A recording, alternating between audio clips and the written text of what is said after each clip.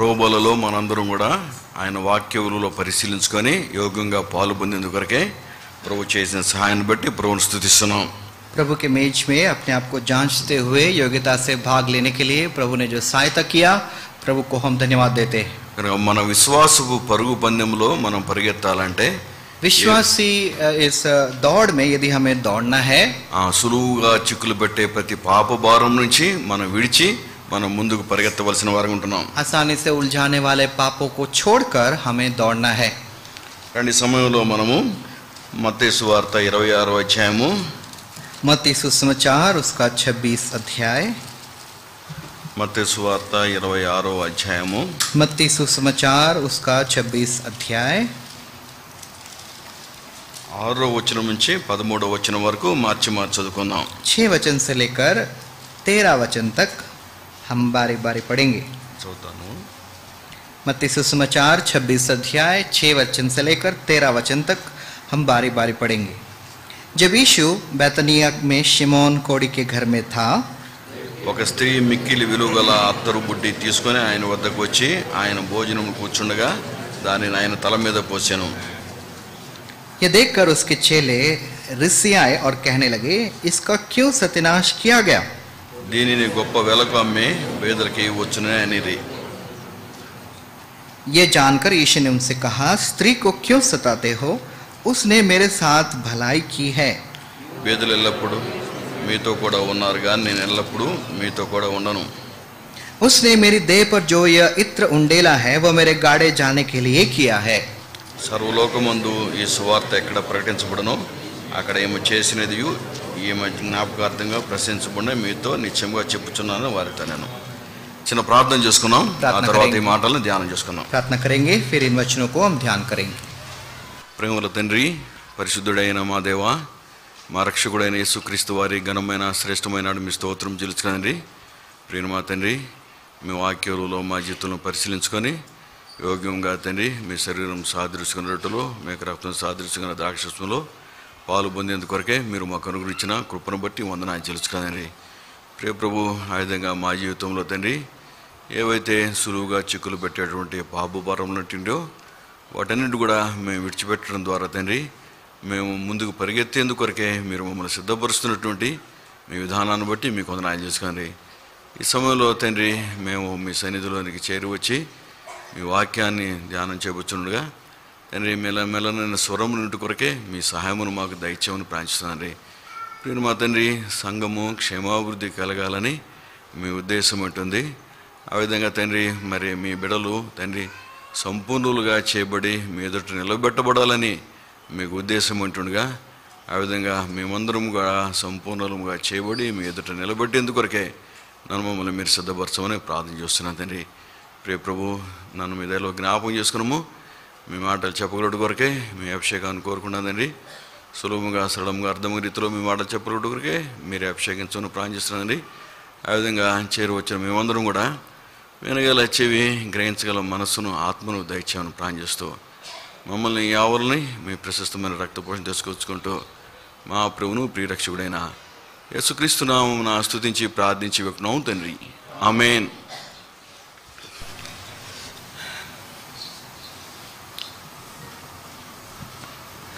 రండి, మూడో భాగానికి వచ్చేసరికి హాల్ అంతా ఫుల్ అయిపోయింది. దేవునికి స్తోత్రం. तीसरा भाग आते ही हॉल पूरा भर गया. प्रभु को धन्यवाद. మా దగ్గర ఒక దేవుని యొక్క సేవకుడు ఉన్నాడు. మా దగ్గర ఒక దైవ సేవకుడు ఉన్నాడు. हमारे पास एक प्रभु का दास है. ఆయన ఈ విధంగా చెప్తూ వస్తుంటాడు. वो ऐसे कहते हैं, కనుక ఎవరైతే ఆరంభ ప్రార్థన నుంచి దేవుని యొక్క మందిరంలో ఉంటారో దేవుని యొక్క సంపూర్ణ ఆశీర్వాదాన్ని వారు పొందేటువంటి వారుగా ఉంటారు. वो ऐसा कहते थे रविवार के दिन शुरुआत प्रार्थना से लेकर अंतिम प्रार्थना तक जो प्रभु के घर में बैठते हैं परमेश्वर की संपूर्णता को पाते हैं. కనుక ఆశీర్వాదాలు అన్నమాట. దేవుని యొక్క సంపూర్ణమైన ఆశీర్వాదాలు పొందుతారు. प्रभु के संपूर्ण आशीष को पाते हैं. అవును, మనందరం కూడా దేవుని యొక్క సంపూర్ణమైన ఆశీర్వాదాలు పొందాలని కోరుకుంటున్నాం కదా.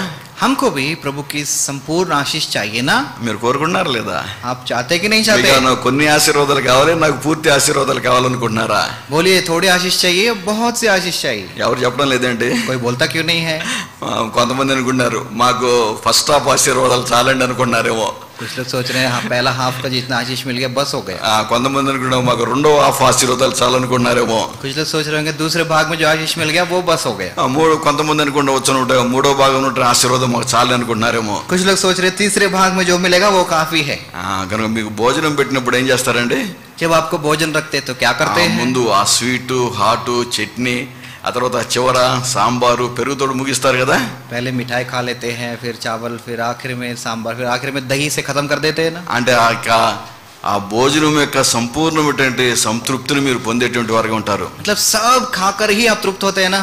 అట్లనే దేవుని యొక్క సన్నిధిలో కూడా మనం ప్రతి ప్రభు దినంలో కూడా ఆరంభ ప్రార్థనలోంచే మనం దేవుని యొక్క సన్నిధిలో గడటము అది మనందరూ కూడా ఆశీర్వాదమైంటుంది. इसलिए प्रभु की उपस्थिति में शुरू से अंत तक सभी का बातों का अनुभव करना हमारे आशीष है।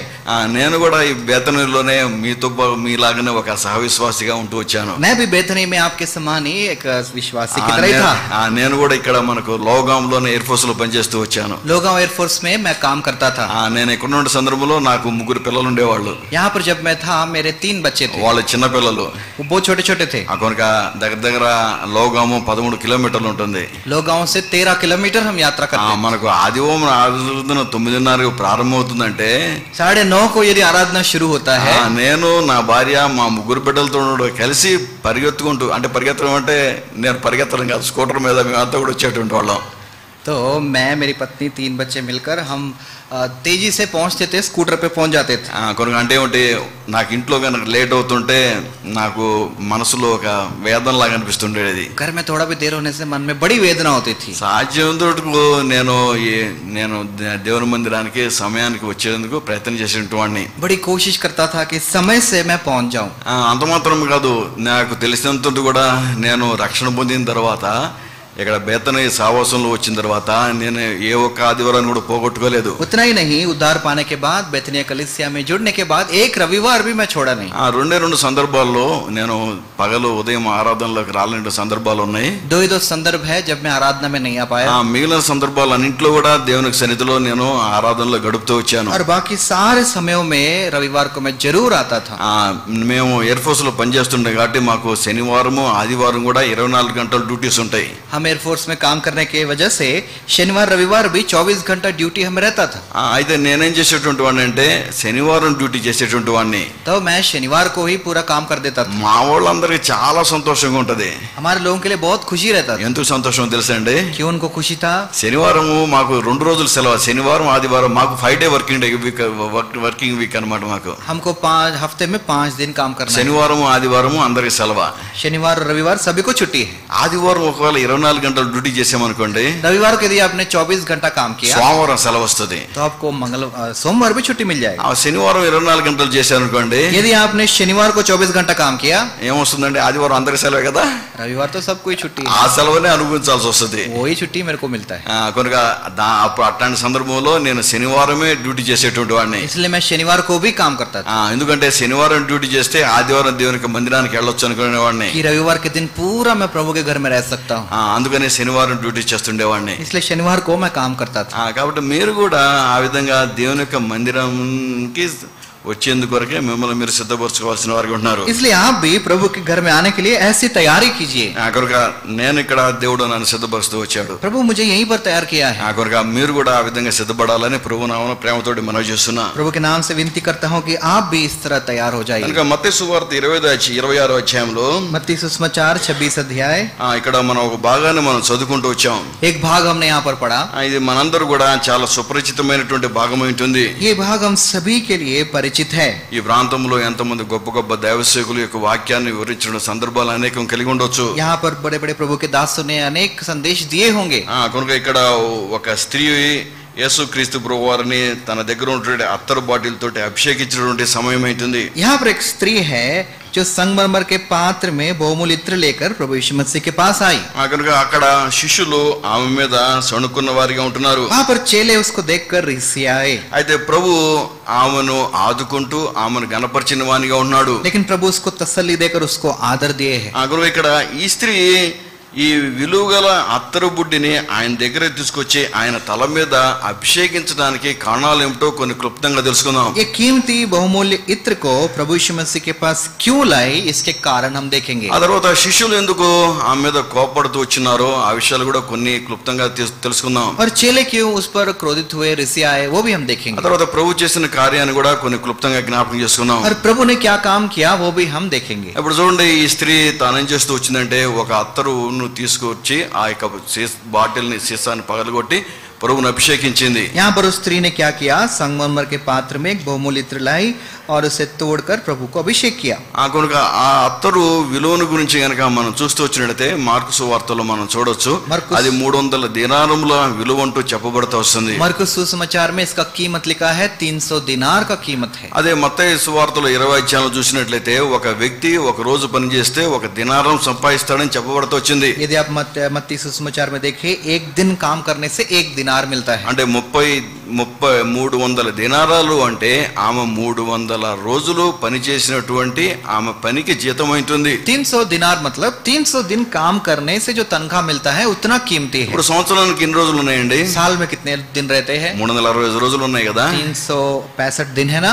కనుక మామూలుగా ఈ రోజుల్లో అయితే మనకి ఆదివారాలు ఉన్నాయి. ఆ రోజుల్లో అయితే యూదులు శనివారాన్ని విశ్రాంతి దినంగా పాటిస్తుండేవారు. आज के दिनों में रविवार छुट्टी है, उन दिनों में शनिवार छुट्टी का दिन था. కనుక ఒకవేళ శనివారాలను మనం కనుక చూచినట్లయితే ఆదివారాలన్నీ కూడా సంవత్సరానికి 52 ఉంటాయని చెప్తూ వస్తున్నాం. అట్లా సుమారుగా 52 శనివారాలు ఉండవచ్చు. कम से कम 52 शनिवार थे.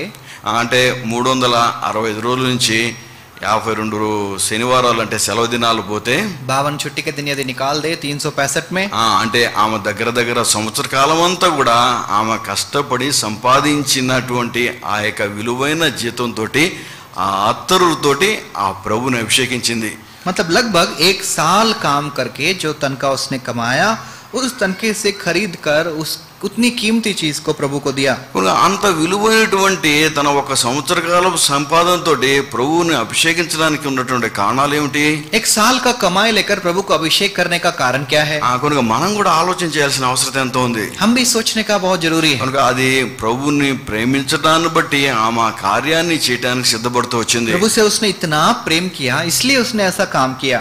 కనుక మనం కూడా ప్రభువుని ప్రేమించినట్టయితే ప్రభువుకైనటువంటి కార్యాలను మనం చేయగలుగుతాము. हम भी प्रभु से यदि प्रेम करें, प्रभु के लिए हम ऐसे काम करेंगे. అంటే మొట్టమొదటిగా ఆ స్త్రీ యొక్క జీవితంలో ప్రభు పట్ల తాను కలిగి ఉన్నటువంటి ప్రేమను ఆమె ప్రకటిస్తూ వచ్చింది. उस स्त्री ने अपने जीवन में प्रभु की ओर जो उसके मन में प्रेम है, उस प्रेम को प्रकट किया. లూకా సువార్త 7వ అధ్యాయంలో కూడా యేసుక్రీస్తు ప్రభువారు ఒక స్త్రీ తనను విస్తారంగా ప్రేమించిన సందర్భాన్ని ఆయన జ్ఞాపకం చేస్తూ వచ్చారు. लूका सुसमाचार 7 अध्याय में एक स्त्री जिसने अधिक प्रेम रखा उसके बारे में लिखा गया है. 47వ వచనం చూస్తాం. లూకా సువార్త 7వ అధ్యాయం 47వ వచనము.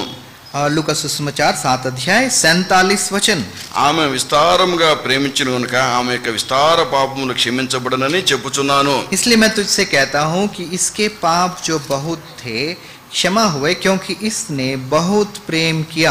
ఇక్కడ ఒక స్త్రీ గురించి ఆమె విస్తారంగా ప్రేమించిందనేసి ఆమె గురించి చెప్పబడుతూ వచ్చింది. एक स्त्री के बारे में लिखा है उसने बहुत प्रेम किया. ఇప్పుడు ఒకళ్ళు మనల్ని ప్రేమిస్తున్నారంటే మనం ఎట్లా గ్రహించగలుగుతామండి? कोई हमसे प्रेम कर रहा है, हम कैसे जान जाएंगे? వారి క్రియలలో మనం చూపించేటువంటి వారంగా ఉంటాం. उनके कामों में हम पहचान सकते हैं कि वो हमसे कितना प्रेम करते ఇప్పుడు हैं. చూడండి, ఒక భర్త ఉన్నాడు అనుకోండి, తన భార్యను ప్రేమిస్తున్నారంటే ఆమెకు కావలసిన అవసరాలు అంటే మంచి చీరలు తీసుకురావటమేమో, మంచి నగలు అయితేనేమో ఆమె యొక్క అవసరాలన్నీ తీర్చడం ద్వారా ఆమెను ప్రేమిస్తున్నానని తెలియపరిచేటువంటి వానికి ఉన్నాడు. एक पति यदि अपने पत्नी से प्रेम करता है तो उसके लिए जो जो जरूरी है, साड़ी हो या उसको जो भी जरूरी चीजें हो लाकर देता है. అలాగే ఒక భర్తను ఒక భార్య ప్రేమిస్తుంటే అతనికి కావలసినటువంటి రుచికరమైనటువంటి ఆహార పదార్థాలను సిద్ధపరచడం ద్వారా తన ప్రేమ ఆయన పట్ల కనపరిచేదిగా ఉంటుంది. यदि कोई पत्नी अपने पति से प्रेम करती है तो पति को जो खाना अच्छा लगता है उसको बनाकर देती है. అట్లాగే పిల్లల విషయంలో కూడా వాళ్ళకి కావలసినవి మనం ఇవ్వటం ద్వారా వారి పట్ల మనకున్న ప్రేమను తెలియపరిచేటువంటి వారు ఉంటాం. बच्चों के प्रति हम प्रेम कैसे दिखाते हैं? बच्चों को जो भी जरूरत है उनको देते हैं. అయితే ఇక్కడ చూడండి, ఈ యొక్క స్త్రీ నన్ను విస్తారంగా ప్రేమించిందని ప్రభు చెప్తూ వస్తున్నాడు. और ये स्त्री जिसने अधिक प्रेम किया, जो प्रभु कह रहे हैं, ఇక్కడ ఆ యొక్క స్త్రీ యొక్క పరిస్థితి ఏమిటి అంటే इस स्त्री का हालत क्या है? యేసుక్రీస్తు ప్రభువారు ఆ రోజు ఒక పరిసయ్యుడు సీమోను అని అతని ఇంటికి భోజనం కొరకై పిలువబడ్డాడు. एक फरीसी जिसका नाम सिमोन था, उसके घर प्रभु यीशु मसीह गए. ప్రభువైన యేసుక్రీస్తు వారు ఆ ఇంటికి వచ్చినప్పుడు ఆయన కాళ్ళు కడుక్కునేందుకు ఇక పరిసయ్యుడు ఏమాత్రం కూడా నీళ్లు ఇవ్వలేదు. जब प्रभु यीशु मसीह उनके घर में आए तो शमौन ने पांव धोने के लिए पानी नहीं दिया. అయితే ఇక స్త్రీ తాను ఏం చేస్తూ వచ్చింది అంటే ఆమె యేసుక్రీస్తు ప్రభు యొక్క పాదముల వద్ద వెనక కూర్చొని తన కన్నీళ్లతోటి ఆయన పాదాలని కడుగుతూ తన తల వెంట్రుకలతో తుడుస్తూ ఆయన పాదములు ముద్దు పెట్టుకుంటూ ఆ పాదాలకు అత్తరాస్తూ వచ్చింది. लेकिन इस स्त्री ने क्या किया? प्रभु यीशु मसीह के पांवों के पीछे बैठकर आंसुओं से भिगोए अपने बालों से पोंछा. కనుక ఆ స్త్రీ క్రియలలో తన యొక్క ప్రేమను ప్రభు పట్ల కనపరిచేదిగా ఉంటుంది. अपने कामों के द्वारा प्रभु के प्रति उसके मन में जो प्रेम है उसे वो दिखाती है. మన దేవునికి వాక్యంలో మనకు ఇచ్చినటువంటి యేసుక్రీస్తు ప్రభు వారు ధర్మశాస్త్రంలో ఉన్నటువంటి ఆజ్ఞలన్నింటినీ కూడా 2 ఆజ్ఞలుగా ఆయన తెలియపరిచాడు. जो आज्ञाएं हैं उन सभी आज्ञाओं को प्रभु यीशु मसीह ने 2 आज्ञाओं में संक्षिप्त में बताया. మొట్టమొదట నీ దేవుడైన యెహోవాని నీ పూర్ణ హృదయంతోటి నీ పూర్ణ ఆత్మతోటి నీ పూర్ణ బలంతోటి నీ శక్తితోటి ప్రేమించవలను. पहला आज्ञा ये है कि अपने परमेश्वर से पूरे मन से, पूर्ण शक्ति से, पूरे आत्मा से, पूरे प्राण से प्रेम करना, पूरे बल से प्रेम करना. ఆ తర్వాత నిన్ను వలె నీ సహోదరుల్ని ప్రేమించవలను. और दूसरा आज्ञा ये है कि अपने जैसा अपने पड़ोसी से प्रेम रखना. కనుక ఈ 2 కూడా ప్రభు ఇచ్చినటువంటి ఆజ్ఞలై ఉంటున్నది. ये दोनों आज्ञाएं प्रभु ने दिया. కనుక ఈ యొక్క స్త్రీ తన యొక్క ప్రేమను ప్రభు పట్ల ఆమె కనపరుస్తూ వచ్చింది. ये स्त्री अपने प्रेम को प्रभु की ओर दिखा रही है. ఆమె ఎందుకని ఆ విధంగా తన యొక్క ప్రేమను కనపరుస్తూ వచ్చిందంటే क्यों अपने प्रेम को प्रकट करती है? ఇప్పుడు చూడండి, ఈ సీమోను ఆయన యేసుక్రీస్తు ప్రభు యొక్క పాదాలను ఆ విధంగా కడుగుతూ ఆయన ముద్దు పెట్టుకుంటూ వస్తుంటే సీమోను ఆ స్త్రీ గురించి ఏమనుకుంటున్నాడంటే, और जब ये स्त्री प्रभु यीशु मसीह के पांवों को धोकर उनको चूमती है तो शमौन क्या कहता है? కొరగా తన హృదయంలో తాను అనుకుంటూ వస్తున్నాడు, अपने मन में वो सोच रहा है. కొరగా ప్రభువైన యేసుక్రీస్తు వారిని మనం చూస్తే ఈయనే గనక నిజమైనటువంటి ప్రవక్త అయినట్లయితే ఈ స్త్రీ ఎటువంటిదో ఆయనకు తెలుసు అంటున్నాడు. वो मन में सोच रहा है कि यदि प्रभु यीशु मसीह सच में परमेश्वर है तो उनको पता चल जाना चाहिए कि स्त्री कौन है. కనుక ఈ సీమోను యొక్క హృదయంలో ఏమున్నది? शमौन के मन में क्या है? అక్కడ మనకు ఆరంభంలో రాయబడుతూ వచ్చింది, ఆ ఊరిలో ఉన్నటువంటి పాపాత్ముడైన స్త్రీ అంటూ రాయబడుతూ వచ్చింది. शुरुआत में लिखा है उस नगर की एक पापिनी स्त्री.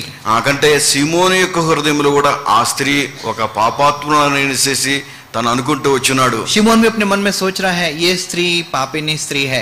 అయితే ప్రభువైన యేసుక్రీస్తు వారు ఇందాక 47 వచనంలో మనం చూస్తూ వచ్చున్నాం కదా, 47 वचन में हमने देखा. కనుక ఆమె విస్తారంగా ప్రేమించింది కనుక ఆమె యొక్క విస్తారమైనటువంటి పాపములు క్షమించబడ్డాయి. इसने बहुत प्रेम किया क्योंकि इसके बहुत से पाप क्षमा हुए. అంటే ప్రభు ఆమె యొక్క పాపములను క్షమించి ఉన్నటువంటి విషయాన్ని ఈ స్త్రీ గుర్తెరిగి కృతజ్ఞతతోటి ఆయన యొక్క పాదములను కన్నీళ్లతో కడుగుతూ తుడుస్తూ ఆయన పాదమును ముద్దు పెట్టుకుంటూ అత్తరాస్తూ వచ్చింది.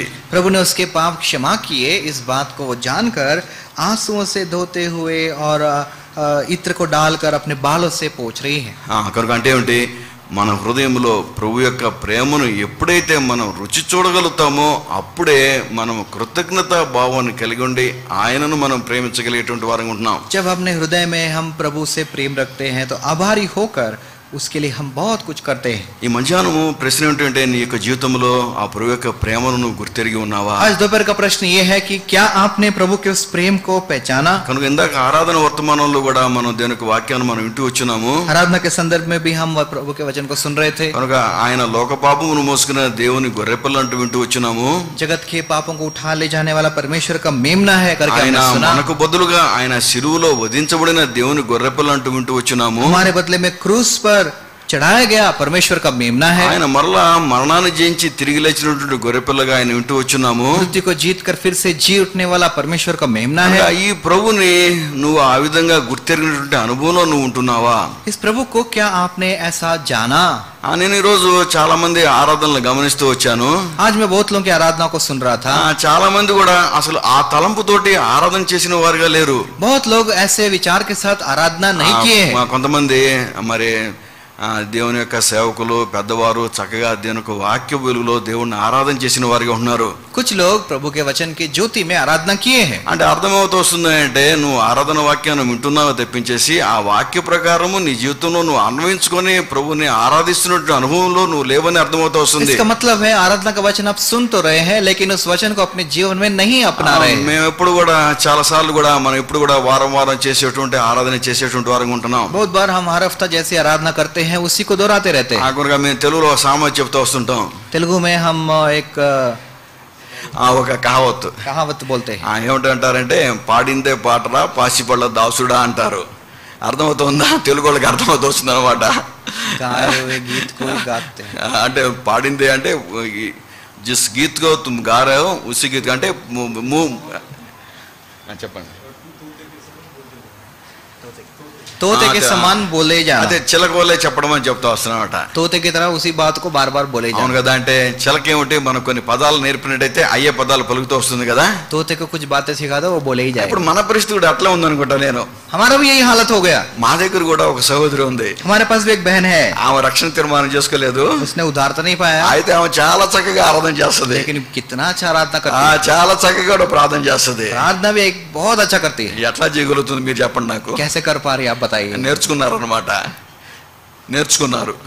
నేర్చుకున్నారు అంటే सीख लिया उससे. ఎట్లా మీరు చేస్తుంటే విని నేర్చుకున్నారు అనమాట. आप करते रहेंगे वो सुनकर सीख लिया पूरा. ఎప్పుడు కూడా అట్లా ఉంది మన పరిస్థితి అనమాట. आज हमारा हालत भी ऐसा ही हो गया. కనుక ఏంటి చేస్తున్నాం, ఎప్పుడు నుంచి చేస్తున్నాం, అదే విధంగా మనం ఆరాధన చేస్తున్నాం. जैसे करते जा रहे वैसे ही करते जा रहे. ఒక నూతనత్వం తోటి ప్రభుని ఆరాధించవలసిన వారంగా ఉంటున్నాం. एक नया अनुभव से प्रभु की आराधना करना है. నేను ఇందాక బలవర్తమానుడా నా అనుభవాన్ని మీకు జ్ఞాపకం చేస్తూ వచ్చా. मेज के संदेश में मैंने अपने अनुभव को बताया. మేము మందిరానికి వెళ్ళినప్పుడు మా హృదయంలో ఎట్లా ఉండేదంటే ఆ రోజు దేవుని యొక్క వాక్యాన్ని విని ఆ విధంగా ఆరాధన కోసం సిద్ధపడుతుండే వాళ్ళం. हमारे मन में ऐसा रहता था कि हम जाएंगे, आराधना का वचन सुनेंगे और ऐसी आराधना करेंगे, ऐसी तैयारी के साथ हम जाते थे. కనుక నా సమయం ఇప్పుడు వస్తుందా, ఆ సమయం కొరకు నేను చెప్పినటువంటి వాక్యాన్ని జ్ఞాపకం చేసుకుంటూ తలుచుకుంటూ నేను సిద్ధపడుతుండేటువంటి వాడిని. मेरा समय कब आएगा समय आने ते समय वचन को बार बार दोहराते रहता था कि मुझे आराधना करना है. మరి ఇప్పుడు ప్రశ్న ఏమిటి అంటే నువ్వు అదే సిద్ధపడుతున్నావా? क्या प्रश्न ये है कि क्या आप भी ऐसी तैयारी करते నాకు हैं? అట్లా అనిపించడం లేదు. मुझे तो ऐसा नहीं लग रहा है. ఎందుకంటే అట్లా అనిపించినట్టు నువ్వు చక్కగా నువ్వు దేవుని యొక్క వాక్యాన్ని జ్ఞాపకం చేసుకుంటూ ఆ వెలుగులో నిన్ను పరిశీలించుకుంటూ నువ్వు ఆరాధన చేస్తావు. यदि आप सच में आप प्रभु के वचन को याद करते हुए आराधना करते तो मुझे पता चल जाता.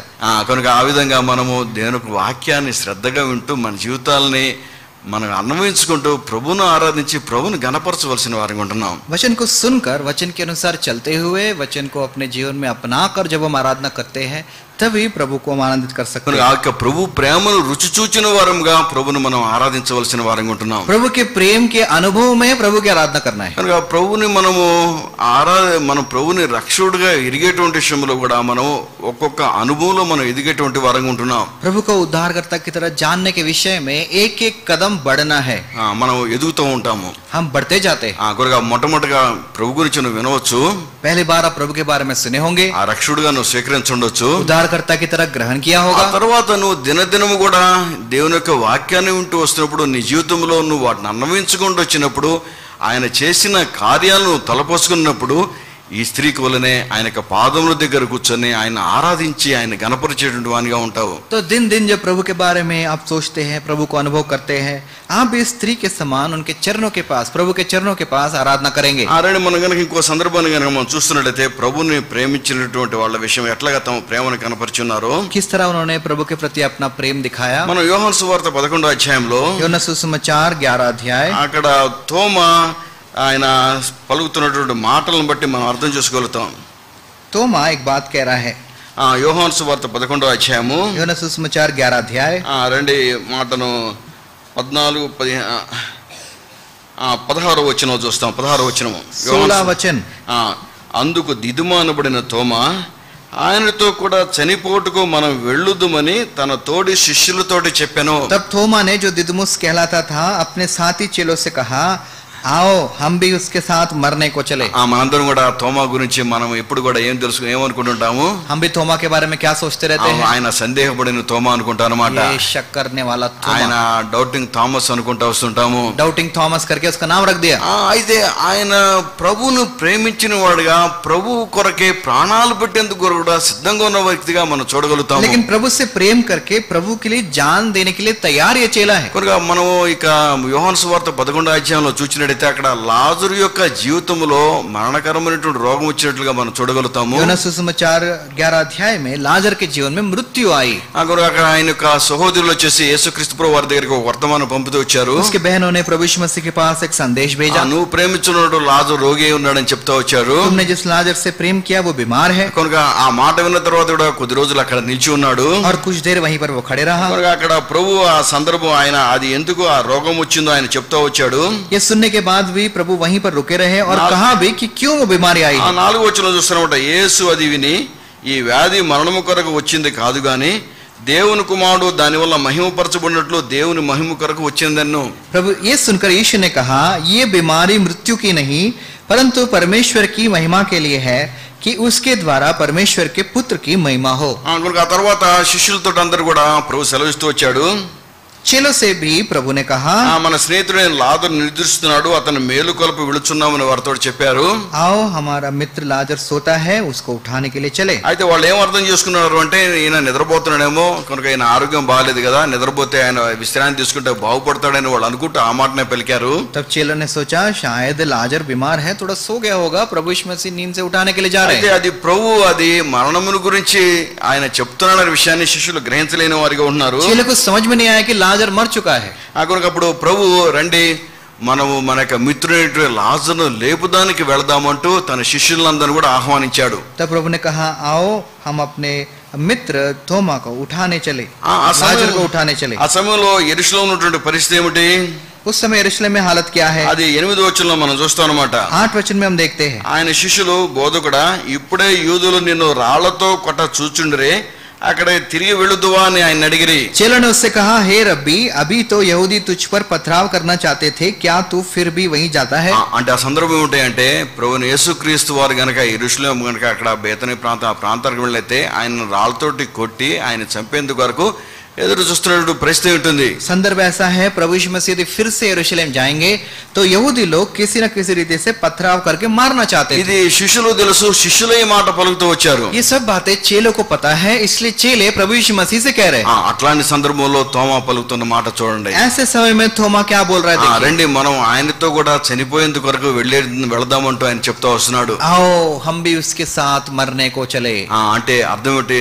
తోమా ప్రభు పట్ల తన యొక్క ప్రేమను తాను తెలియపరుస్తున్న వానిగా ఉంటున్నాడు. इसका मतलब तोमा के मन में प्रभु के लिए जो प्रेम है उस प्रेम को वो दिखा रहा है। ఎందుకంటే నువ్వు చనిపోతే నేను కూడా నీతోడు చనిపోయేందుకు సిద్ధంగా ఉన్నానటువంటి విషయాన్ని అక్కడ తోమా చెప్తూ వస్తున్నాడు. इसका अर्थ यही है यदि प्रभु यीशु मसीह मर जाएंगे तो उनके साथ मरने के लिए मैं भी तैयार हूँ। అరే అపోస్తలుల కార్యం 20వ అధ్యాయంలో కూడా పౌలు భక్తుని యొక్క జీవితంలో కూడా ఒక సందర్భంలో తాను కూడా ఈ విధంగా పలుకుతూ వచ్చాడు. प्रेरितों के काम 21 अध्याय में प्रेरित पौलुस ने भी एक संदर्भ में ऐसी बात कहा। 20వ అధ్యాయం 11వ వచనంలో 21 अध्याय उसका 13 वचन పౌలు ఇందెందుకు మీరు ఏడ్చి నా గుండెల బద్దలు చేసేదిరేలా యెరూషలేములో బంధించబట్టుకు మాత్రమే గాక చనిపోటుకు సిద్ధంగా ఉన్నామని చెప్పెను. परंतु पौलुस ने उत्तर दिया तुम क्या करते हो कि रो रो कर मेरा दिल तोड़ते हो? मैं तो प्रभु यीशु के नाम के लिए यरूशलेम में न केवल बांधे जाने ही के लिए वरन मरने के लिए भी तैयार हूँ। ఆ సందర్భం ఏంటంటే ఒకసారి అగబు అనేటి ఒక ప్రవక్త వచ్చాడు కనుక పౌలు యెరూషలేములో బంధించబడతాడు అనేటువంటి విషయాన్ని ఆయన ప్రకటన చేస్తూ వచ్చాడు. पौलुस यरूशलेम में बंधुआई में यरूशलेम में पकड़ा जाएगा और उसे बांधेंगे ये सब मालूम हो गया. కనుక ఆ సందర్భంలో అక్కడ ఉన్నటువంటి విశ్వాసులందరూ కూడా నువ్వు అక్కడికి వెళ్ళొద్దు నిన్ను వాళ్ళు బంధిస్తారు నిన్ను వాళ్ళని శిక్షిస్తారు నువ్వు ఇక్కడే ఉండు అంటూ వాళ్ళు ఆయన బ్రతిమలాడుతూ వచ్చారు. ये सब बातें सुनकर वहां के लोग विनती करने लगे कि आप यरूशलेम जाएंगे तो लोग आपको बांध देंगे आपको वो दंड देंगे.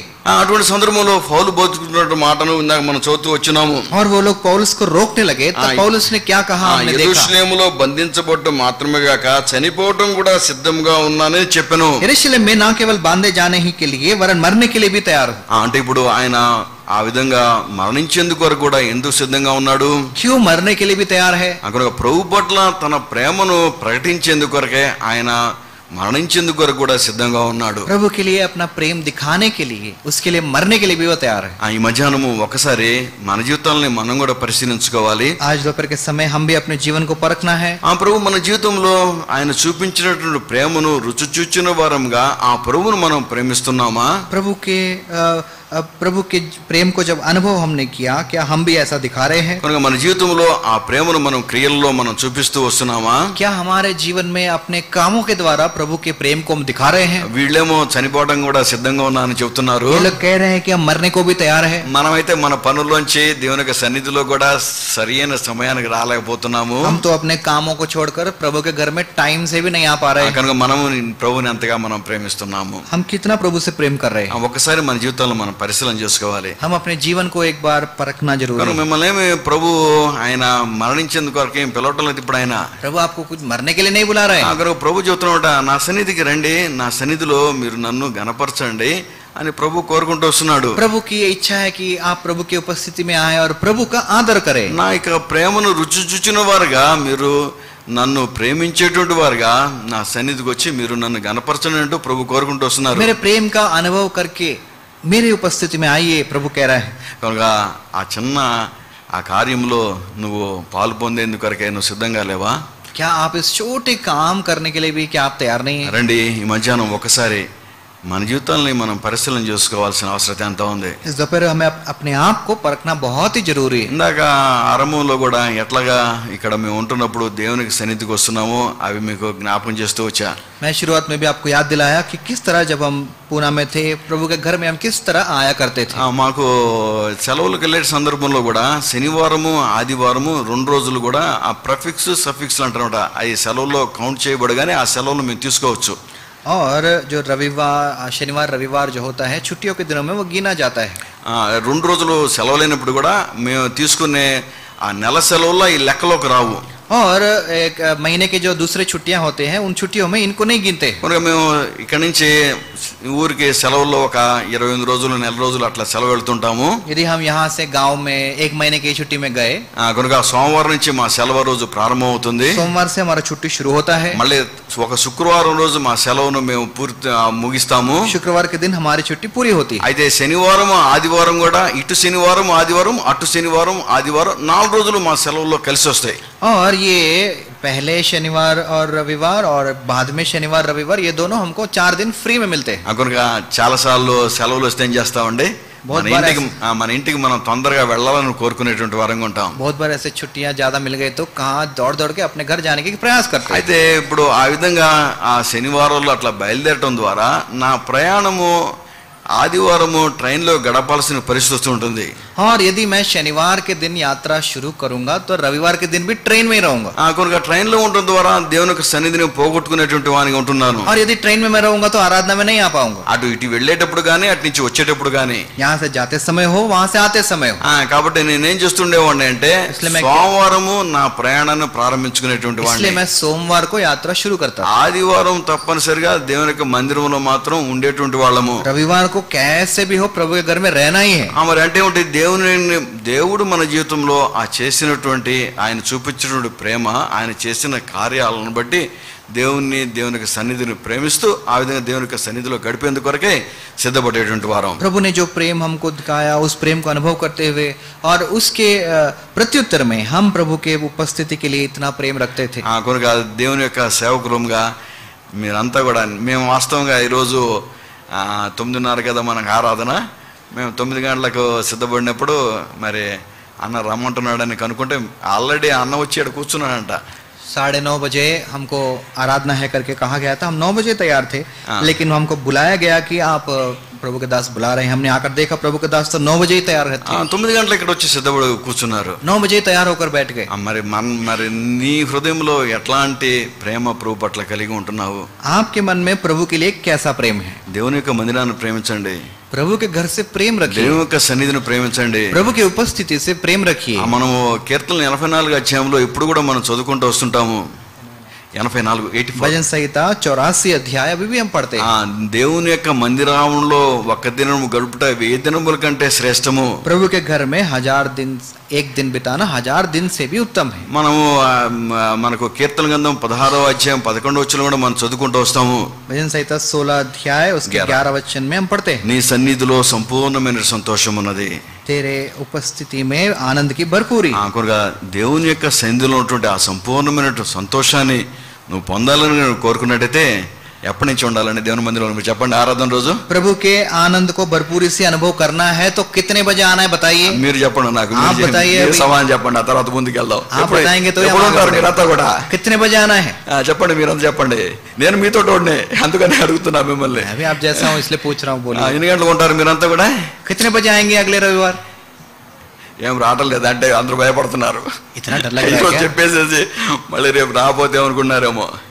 అవి బోలే ముందు बोलिए ఏం రావట్లేదు మీరు తీర్మానం చేసుకోండి. దేవునికి సన్నిధిలో సమయానికి వచ్చేందుకు వరకు సహాయపడండి అని ప్రభు సన్నిధిలో తీర్మానం చేసుకొని ప్రభు సన్నిధిలో కనపడేందుకు వరకు మీరు సిద్ధపడండి. కనుక చెప్పండి.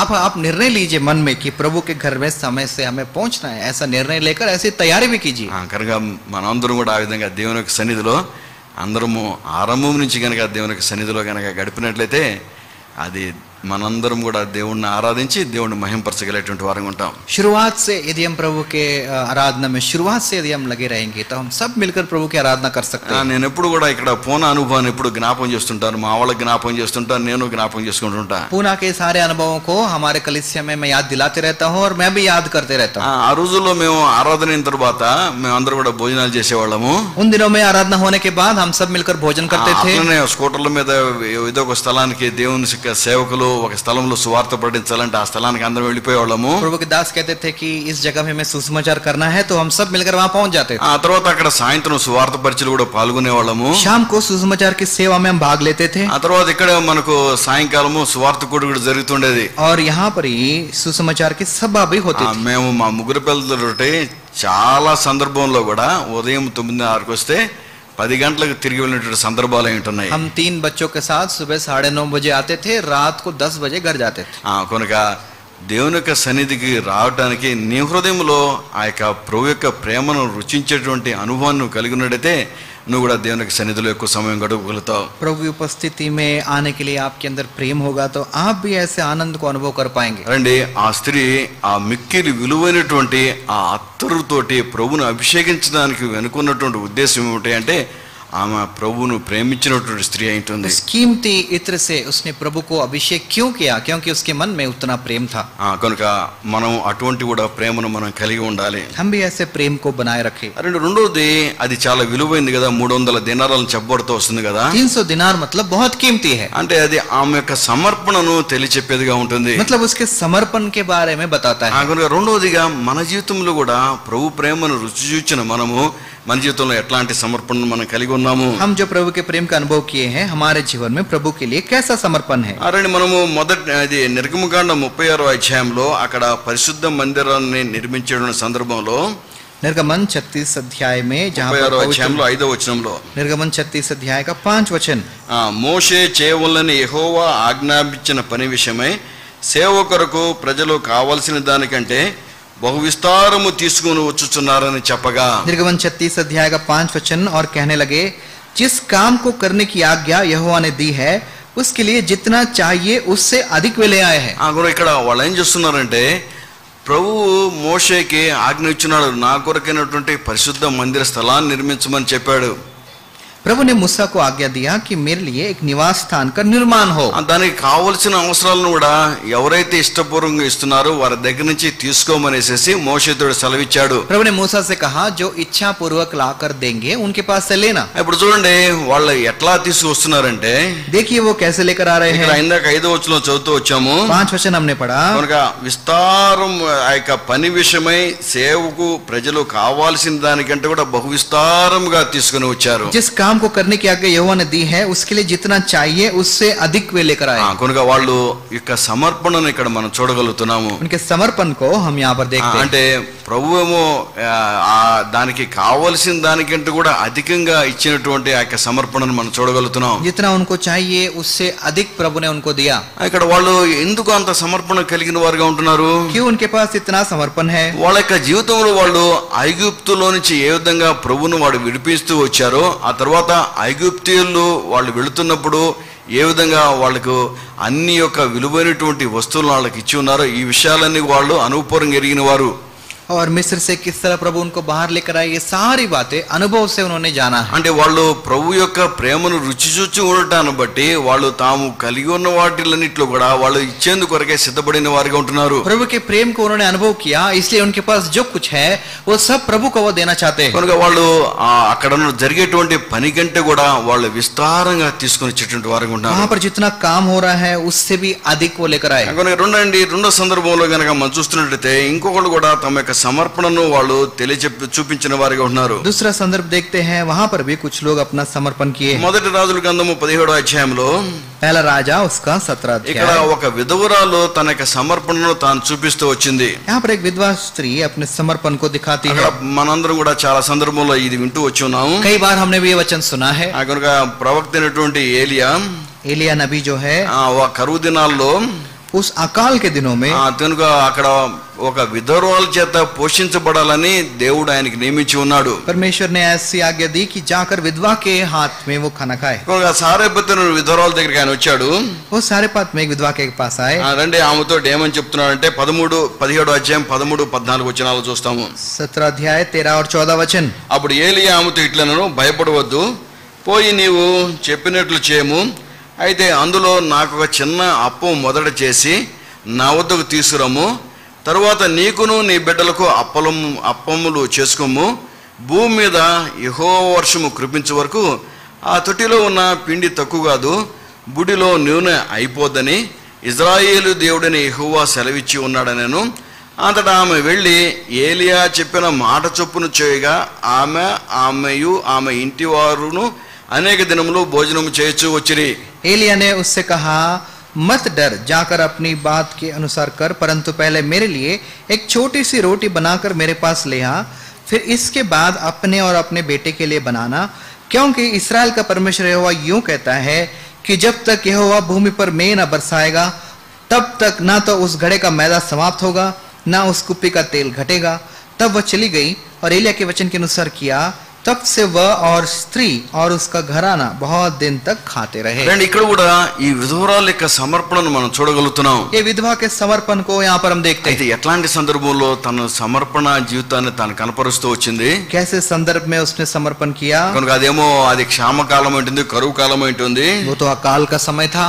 కనుక వాళ్ళ దగ్గర ఇంకేమి కూడా ఆ సందర్భంలో తన దగ్గర ఉన్నటువంటి ఆ మిగిలిన ఉన్నటువంటి ఆహారం గురించి ఆమె చెప్తా వస్తుంది. उनके पास जो थोड़ा सा खाना था उसके बारे में वो बोल रही है। అందుకని 12 వచనం చూస్తాం అన్నమాట.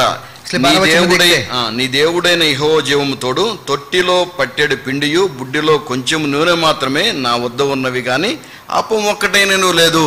उसने कहा, तेरे परमेश्वर यहोवा के जीवन की शपथ, मेरे पास एक भी रोटी नहीं है, केवल घड़े में मुट्ठी भर मैदा और कुप्पी में थोड़ा सा तेल है। చూడండి ఎంత ఉందంట, ముట్టి బర్ అనమాట. అంటే ఒక పిడికిలి, ఒక గుప్పెడు పిండి మాత్రమే ఉందని చెప్తా उसके पास వస్తుంది. कितना आटा है? एक मुट्ठी भर का आटा है। కనుక ఆ కొద్దిగా ఉన్నటువంటి పిండితోటి రొట్టెలు చేసుకొని వాళ్ళ తల్లి కుమారులు తిన్న తర్వాత ఆ కరువులో ఆకలితోటి మరణించేందుకు కొరకిన సిద్ధమైన పరిస్థితి.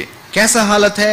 वो मुट्ठी भर आटा से 2 रोटी बनाकर माँ और बेटा दोनों खाकर मरने के लिए वो तैयार थे। కనుక అట్లాంటి సందర్భంలో ప్రవక్త అయినటువంటి ఏలియా వచ్చి తన కొరకు ఒక అప్పాన్ని చేయమని అడుగుతూ వచ్చాడు. ऐसे संदर्भ में एलिया नबी आकर कहता है, मेरे लिए एक रोटी बनाकर दो। అక్కడ చాలా చక్కగా ఉండదు చూడండి. కనుక अच्छा बात लिखा है, देखिए। కనుక అది చిన్న అప్పము మొదట చేసి నా వద్దకు తీసుకురము, తర్వాత నీకును నీ బిడ్డకు అప్పములు చేసుకొనుము. उसने कहा, मेरे लिए एक छोटी सी रोटी बनाकर मेरे पास ले आ, फिर इसके बाद अपने और अपने बेटे के लिए बनाना।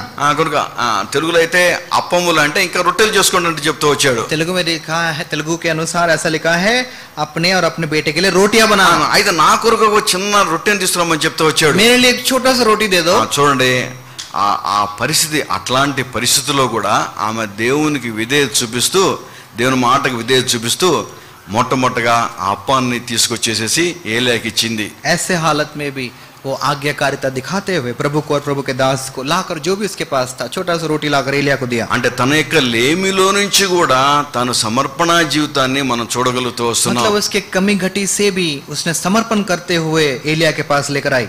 మన జీవితంలో మన సమృద్ధి కలిగి ఉన్నప్పుడు మన సమర్పణ జీవితాన్ని కలిగి ఉంటున్నామా? మన యొక్క లేమిలో ఉన్నప్పుడు కూడా మనం ఇచ్చేటువంటి వారంగా ఉంటున్నామా? क्या हम हमारे जीवन में जब समृद्धि है तो क्या हम इस तरह प्रभु को देते हैं? जब हमारे जीवन में कमी घटी है तो क्या हम प्रभु को इस तरह देते हैं? లూకా సువార్త 21వ అధ్యాయంలో కూడా ఇదే మాటను మనం చూడగలుగుతాము.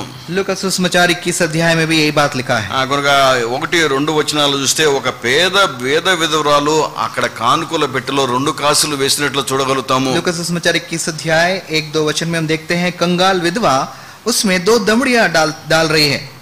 కనుక ప్రభు 4వ వచనంలో కనుక మనం చూసినట్లయితే వారందరూ తమకు కలిగిన సమృద్ధిలో నుండి కానుకలు వేసిరి గాని ఈమె తమ లేమిలో నుండి తనకు కలిగిన జీవమంతయు వేసినని వారితో చెప్పెను. 4 वचन में लिखा है क्योंकि उन सब ने अपनी अपनी बढ़ती में से दान में कुछ डाला है परंतु इसने अपनी घटी में से अपनी सारी जीविका डाल दी है। కనుక తన దగ్గర ఉంటే ఆ 2 కాసులను కూడా ఆమె ప్రభువుకి అప్పగిస్తూ తన యొక్క సంపూర్ణమైనటువంటి సమర్పణను ఆమె చూపించగలుగుతూ వచ్చింది. उसके पास 2 दमड़ियां थी, उसको डालते हुए प्रभु के प्रति जो समर्पण था उसने दिखाया। అంటే ప్రభువుకి మనము ఇచ్చేటువంటి వారంగా ఉండాలని ప్రభు కోరుకుంటూ వస్తున్నాడు. प्रभु को हम देने वाले रहना है ऐसा प्रभु चाहता है। ఎందుకని మన జీవితంలో మనము ప్రభు యొక్క ప్రేమను రుచి చూచి ఉన్నాం కాబట్టి ప్రభు యొక్క కార్యముల కొరకే మనము ప్రభుకి ఇచ్చేటువంటి వారంగా ఉంటున్నాం. प्रभु के प्रेम को हमने हमारे जीवन में अनुभव किया तो प्रभु के कामों के विषय में हम प्रेम दिखाना है। 2 కొరింథీయులకు రాసిన పత్రికలో 8వ అధ్యాయంలో కూడా అక్కడ ఇచ్చే విషయంలో మాసిదోనియా సంఘస్థుల విషయమే చక్కటి సాక్ష్యం ఇవ్వబడుతూ వచ్చింది. दूसरी कोरिन्थी 8 अध्याय में देने के विषय में मासिदोनिया कलीसिया के बारे में लिखा है।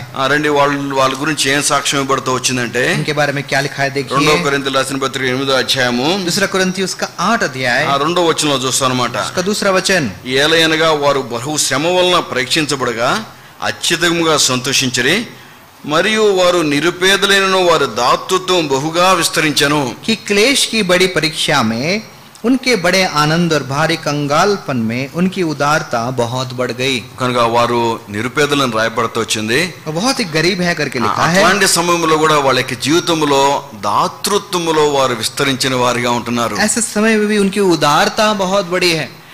కనుక ఇక్కడ ఏముంటాయంటే వాళ్ళకేదో ఆస్తులున్నాయని వాళ్ళకేదో సంపాదన ఉన్నాయని కాదు, వాళ్ళు నిరుపేదలైనప్పుడు కూడా వాళ్ళ జీవితంలో ఆ ఇచ్చేటువంటి ఆ యొక్క సుగుణము అభివృద్ధి చెందుతూ వచ్చింది. उनके पास बहुत पैसा है, बहुत जमीन है इसलिए नहीं, लेकिन कंगालपन में भी उनको देने का जो उदारता है वो बहुत కూడా बड़ा है। మనం కొంతమంది అనుకోవచ్చు అనమాట, ఇక్కడున్న వాళ్ళం కూడా కొంతమంది ఈ విధంగా అనుకుంటూ ఉండొచ్చు. यहाँ पर बैठे वाले भी कुछ लोग ऐसा सोचते होंगे। అనుకోవచ్చు ఉంటా, నీకేమయ్యా మంచి ఉద్యోగం ఉంది, నువ్వు ఎంత వచ్చాయి అనుకుంటూ ఉండొచ్చు అనమాట.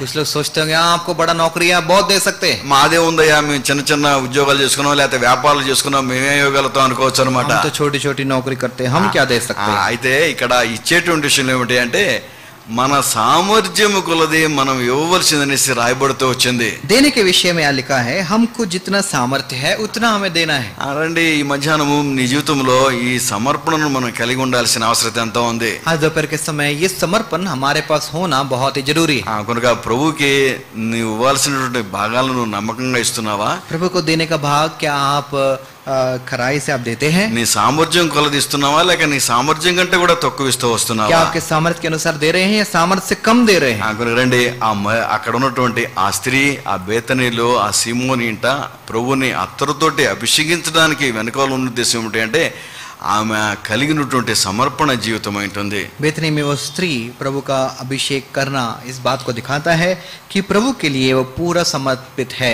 రండి మన జీవితంలో కూడా మనం ఆ విధంగా ప్రభు కొరకనేటి ఇచ్చేటువంటి వారంగా ఉండాల్సిన అవసరం ఎంతో ఉంది. इसी रीति से हम भी प्रभु को देने के विषय में हम बने रहे। నా జీవితంలో కూడా నేను ఇవ్వటం నేర్చుకున్న వానిగా ఉన్నాను. मेरे जीवन में भी मैंने देना सीखा। నేను గోరఖ్పూర్లో ఉన్నప్పుడు ప్రభునందు నమ్మకం ఇచ్చి రక్షణ తీర్మానం చేసుకుని అక్కడే బాప్తిజం బాప్తిస్మం తీసుకున్నాను. गोरखपुर में जब था मैंने उधर ही उद्धार पाया और बपतिस्मा लिया. అక్కడ దేవుని మందిరానికి వెళ్తుండేవాడిని. प्रभु का घर वहाँ जाया करता था. ఆదివారం అక్కడ కూడా కానుకలు ఇస్తుండేవాడిని. रविवार उधर भी मैं दान दिया करता था. నేనేమనుకున్నా అంటే ఏదో ఒక 500 100 200 ఇస్తే సరిపోయింది అనుకునేటువంటి వాడిని. मैं सोचता था कि 100 रुपए 200 500 दिया तो ठीक है. కొంతకాలం చాలా కాలం అట్లా గడుస్తూ వచ్చింది. बहुत दिन ऐसे ही चलते गया. ఆ తర్వాత దేవునికి వాక్యాన్ని వింటూ వచ్చి ఉన్నాను. तब प्रभु के वचन को मैंने सुना. ఆ విధంగా ప్రభు భాగాన్ని ప్రభుకి ఇవ్వాలనేటువంటి వాక్యాన్ని వింటూ వచ్చి ఉన్నాను. प्रभु का भाग प्रभु को देना है ये वचन सुना.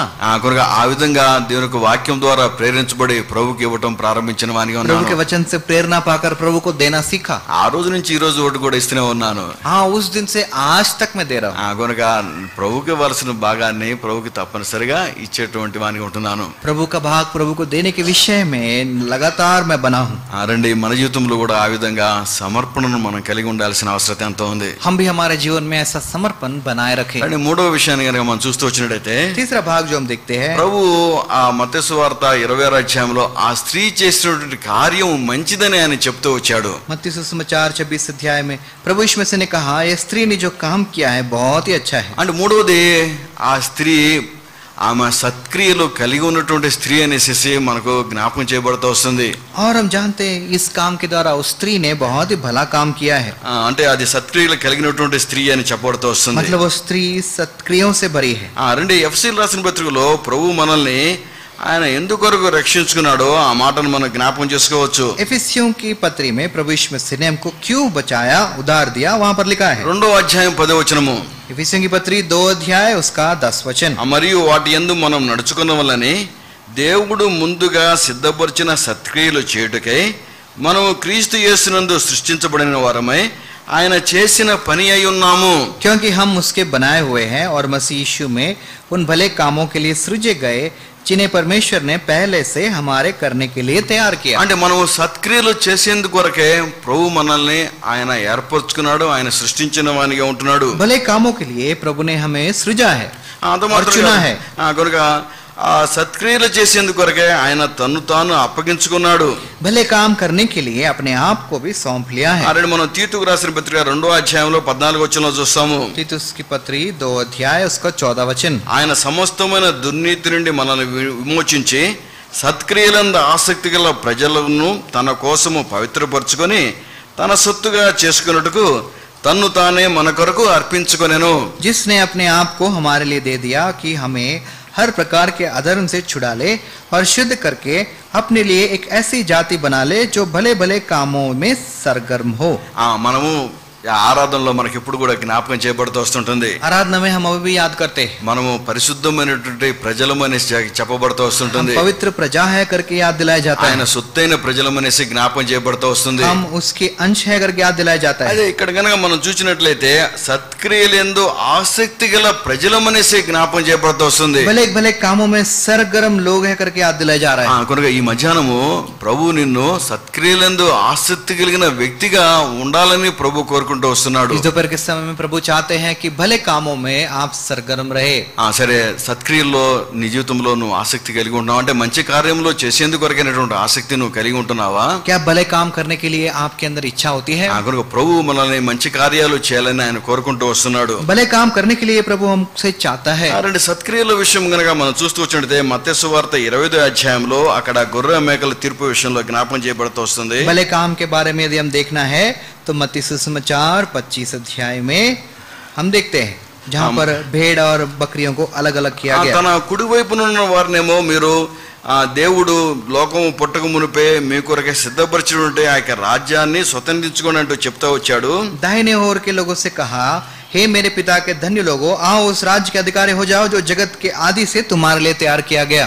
అయితే అక్కడ 35వ వచనంలో 35వ వచనం నుంచి కనుక మనం చూసినట్లయితే यदि 35 वचन में से आप देखें ప్రభు ఆ మొదట రాజ్యాన్ని స్వతంత్రించుకునేటువంటి వాళ్ళు చేసిన కార్యాలేంటో చెప్తా వస్తున్నాడు. और जिन्होंने जिनको उन्होंने अपने राज के लिए चुना था, उन्होंने जो काम किए वो काम यहाँ बताते हैं। నేను ఆకలి కొని ఉంటే మీరు నాకు ఆహారం పెట్టారు, मैं भूखा था और तुमने मुझे खाना दिया, నేను దప్పిక కొని ఉంటే నా దప్పిక తీర్చి ఉన్నారు, मैं प्यासा था तुमने मुझे पानी पिलाया, నేను దిగంబరైన ఉంటే నాకు వస్త్రాలు ఇచ్చారు, मैं परदेशी था तुमने मुझे अपने घर में నేను ठहराया, చెరసాల్లో ఉంటే మీరు నన్ను దర్శించవచ్చారు, मैं नंगा था और तुमने मुझे कपड़े पहनाए, కనుక నేను రోగిని ఇంటిని మీరు నన్ను దర్శించారు, मैं बीमार था तुमने मेरी सुधि ली। ఇవన్నీ మీరు నాకు చేశారు గనక మీరు ఆ పరలోక రాజ్యాన్ని స్వతంత్రించుకోండి అంటూ ప్రభు సెలవిస్తూ వచ్చాడు. ये सब आपने मेरे लिए किया, इसलिए तुम प्रभु के राज्य में प्रवेश करो। అప్పుడు వాళ్ళు ప్రశ్నిస్తూ వచ్చారు అంట, అయ్యా ఎప్పుడు నీకు ఇవన్నీ కూడా మేము చేసామంటూ వాళ్ళు ప్రశ్నిస్తూ వచ్చారు. तब उन्होंने प्रश्न पूछा, प्रभु हमने आपके लिए कब किया? అంటే ప్రభు దానికి జవాబు చెబుతూ వచ్చాడు, प्रभु ने उत्तर दिया, మీలో అల్పులైన ఒక సహోదరుడికి ఇవన్నీ మీరు చేశారు కాబట్టి అవి నాకు చేసినట్టే. तुमने जो मेरे इन छोटे से छोटे भाइयों में किसी एक के साथ किया तो मेरे साथ भी किया। అంటే మన యొక్క జీవితంలో కూడా అవసరతలో ఉన్నటువంటి వారిని ఆదుకునేటువంటి మనసు మనం కలిగి ఉండాల్సిన అవసరం ఎంత ఉంది. मतलब जिन जिनको जरूरतें हैं उन लोगों को हम सहायता అది करना बहुत जरूरी है। సత్క్రియలో ఒక భాగం ఉంటున్నది. भले कामों में ये भी एक भाग మనం है। ప్రభు భాగాన్ని ప్రభుకు నమ్మకంగా ఇచ్చేటువంటి వారంగా ఉంటాము, ప్రభు భాగాన్ని ప్రభుకి నమ్మకంగా ఇచ్చేటువంటి వారంగా ఉంటాము. प्रभु के भाग को हम प्रभु को ईमानदारी से दे रहे అదే होंगे। సందర్భంలో అల్పులైనటువంటి సహోదరులు దేవుని యొక్క బిడ్డలకు వారి యొక్క అక్రతలో అవసరతలో మనం పాలు పొందేటువంటి వారంగా ఉంటాము. उसके साथ साथ छोटे से छोटे भाइयों के लिए भी जो भी उनकी जरूरत है और आपदा में है उनको भी सहायता देना हमारा जरूरी है, जरूरत काम है। ఈ మధ్యాహ్నం ఒకసారి మన జీవితంలో అటువంటి సత్క్రియలను మనం కలిగి ఉన్నామో లేమో పరిశీలన చేసుకోవాల్సిన అవసరం ఎంత ఉంది. इस दोपहर के समय में हमारे जीवन में भी क्या हमारे पास ऐसे भले काम है, నా हमें జీవితంలో जांचना जरूरी है। నా జీవితంలో కూడా చిన్న అనుభవాన్ని జ్ఞాపకం చేస్తాను. मेरे जीवन में एक अनुभव मैं आपको बताऊंगा। కనుక ఈ సత్క్రియలు మన జీవితంలో మన తల్లిదండ్రులు కానీ మన యొక్క లేకపోతే స్నేహితులు దేవుని యొక్క స్నేహితులు మనలో పురికొల్పు కలిగించేటువంటి వారిగా ఉంటారు. और ये भले काम మన తల్లిదండ్రులు కానీ లేకపోతే మన దేవుని యొక్క సేవకులు కానీ మనకు పురికొల్పు కల్పించేటువంటి వారిగా ఉంటారు. ये भले काम करने के लिए हमारे माता पिता प्रभु के दास हमको इस विषय में प्रोत्साहन देते हैं।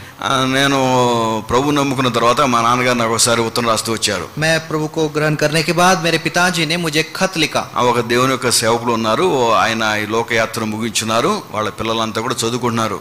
प्रभु का एक दास है और उन्होंने यात्रा पूरी किया, प्रभु के पास चले गए, उनके बच्चे हैं जो पढ़ाई कर रहे हैं। ఆ సందర్భంలో మా నాన్నగారు రాశారు, ఒక అమ్మాయి ఇట్లా చదువుకుంటుంది, ఆ అమ్మాయి కోసం నువ్వు నెలకు కొంత సహాయం చేయమంటూ ఆయన చెప్తూ వచ్చారు. उन्होंने मेरे पिताजी ने खत में लिखा कि उनकी बेटी पढ़ाई कर रही है, उनके लिए हर महीना तुम्हें कुछ न कुछ सहायता करना है। ఆ విధంగా మా నాన్నగారు చెప్పగానే ఆ మాటకు లోబడి నేను వెంటనే ఆ విధంగా ఆ అమ్మాయి చదువు పూర్తయ్యేంత వరకు కూడా కొంత సహాయం చేస్తూ వచ్చాను. और मेरे पिताजी की बात सुनकर मैं उस बेटी की पढ़ाई पूरे होने तक मैं मदद करता रहा। కనుక మనం కూడా మన యొక్క జీవితంలో ఆ విధంగా సత్క్రియలను మనం కనపరచవలసిన వారంగా ఉంటున్నాం. हम भी हमारे जीवन में ऐसे भले कामों को दिखाना है। అంత మాత్రం కాదు, మా స్థానిక సంఘంలో కూడా ఒక సహోదరి తాను ఉద్యోగం చేస్తూ వచ్చింది. हमारे स्थानीय कलीसिया में भी एक बहन थी जो नौकरी कर रही थी। ఆమె కూడా ఒకసారి ఒక తీర్మానం చేసుకుంది. उसने भी एक बार एक निर्णय लिया, అన్న నేను నెలకు ఒక 1000 రూపాయలు ఇస్తాను, ఎవరైనా దేవుని యొక్క సేవకులు అవసరతలో ఉన్న వారికి వాళ్ళకి మీరు పంపిస్తా ఉండండి చెప్తా వచ్చింది. उन्होंने कहा हर महीना मैं 1000 रुपए दूंगी, जो भी प्रभु के दास की जरूरत है आप उनको भेजना। ఆ అమ్మాయి సమర్పణను బట్టి ఆ దినాల్లో ఎవరైతే అవసరతులు హక్కులు ఉన్నారో ఆ దేవుని యొక్క సేవకుల కొరకు సహాయపడుతూ వచ్చాం. और वो बहन के समर्पण के द्वारा उन दिनों में जो जो प्रभु के दासों की जरूरत थी हम मदद करते गए। కనుక మన జీవితంలో ఈ సత్క్రియలను మనం అలవర్చుకోవాల్సిన అవసరం ఎంత ఉంది. हमारे जीवन में ये भले काम हमें करना बहुत जरूरी है। రెండు అపోస్తల కార్యములో కనుక మనం చూస్తూ వచ్చినట్లయితే అక్కడ సత్క్రియలు కలిగినటువంటి ఒక స్త్రీ విషయాన్ని మనం చూడగలుగుతాం. प्रेरितों के काम में हम देखते हैं एक स्त्री जो बहुत भले काम करती थी। రండి ఆ యొక్క అపోస్తల కార్యము 9వ అధ్యాయంలో प्रेरितों के काम 9 अध्याय అక్కడ 36వ వచనంలో उसका 36 वचन, యొప్పేలో తబితాను ఒక శిష్యురాలుండను, ఆమెకు భాషాంతరము దొర్కా అని పేరు, ఆమె సత్క్రియలను ధర్మకార్యమును బహుగా చేసి ఉండెను. याफा में तबिता अर्थात दोरकस नामक एक विश्वासिनी रहती थी, वह बहुत से भले भले काम और दान किया करती थी। రండి ఆమె గురించి ఏం చక్కగా సాక్ష్యం పడుతుంటే సత్క్రియలను ధర్మకార్యమును బహుగా చేయబడినట్టు చెప్పబడుతూ వస్తుంది. बहुत से भले भले काम और दान किया करती थी। రండి ఆమె చనిపోయిన తర్వాత పేతురు ఆమె దగ్గరికి వచ్చాడు. जो मर गई पतरस उसके पास आया। ఆ తర్వాత అక్కడ కొంతమంది విధవరాళ్ళు పేతురు దగ్గరికి వచ్చారు. वहां पर कोई विधवा पतरस के पास आया। అప్పుడు 39వ వచనంలో గనుక మనం చూసినట్లయితే 39 वचन में लिखा है, ఆ పేతురుని వాళ్ళు మేడగదిలో తీసుకెళ్లారు. और पतरस को अटारी पर ले गए। ఆ విధవరాళ్ళు వచ్చి ఏడుస్తూ దోర్కా తమతో ఉన్నప్పుడు కుట్టిన అంగీలను వస్త్రములు చూపుచూ అతని ఎదుట నిలిచిరి. विधवाएं रोती हुई उसके पास आ खड़ी हुई और जो कुर्ते और कपड़े दोरकास ने उनके साथ रहते हुए बनाए थे दिखाने लगी। అనండి ఈ విధవరాళ్ళు ఆ దోర్కా తబిత మరణించిన సందర్భంలో ఆమె చేసిన సత్క్రియలను జ్ఞాపకం చేసుకుంటూ వాళ్ళు కన్నీళ్లు విడిచిన వారిగా ఉంటున్నారు. और उसने जो भले काम किए थे उसको याद करते हुए वो रो रहे हैं। ఈ సందర్భంలో నాకు ఎప్పుడు కూడా అదే ఈ లోకయాత్రను ముగించినటువంటి సందర్భంలో వాళ్ళ దగ్గరకు వచ్చేసేసి ఇట్లాంటి సాక్ష్యాన్ని పలికేటువంటి అనుభవాన్ని కలిగినటువంటి జీవితాలను మనం కలిగి ఉంటున్నామా? क्या हमारे पास ऐसा गवाही है कि जब इस संसार को छोड़कर जाए तो लोग हमारे पास अगर ऐसी गवाही दे? నీ దగ్గరకు వచ్చి నువ్వు చేసిన కార్యాలను బట్టి కన్నీళ్లు పెట్టుకునే వాళ్ళు ఉండగలుగుతున్నారా? क्या लोग आकर आपके पास आपने जो भले काम किए उसके विषय में क्या आंसू बहाएंगे? అవును, రక్త సంబంధితులైతే వాళ్ళు కన్నీళ్లు పెట్టుకుంటారు.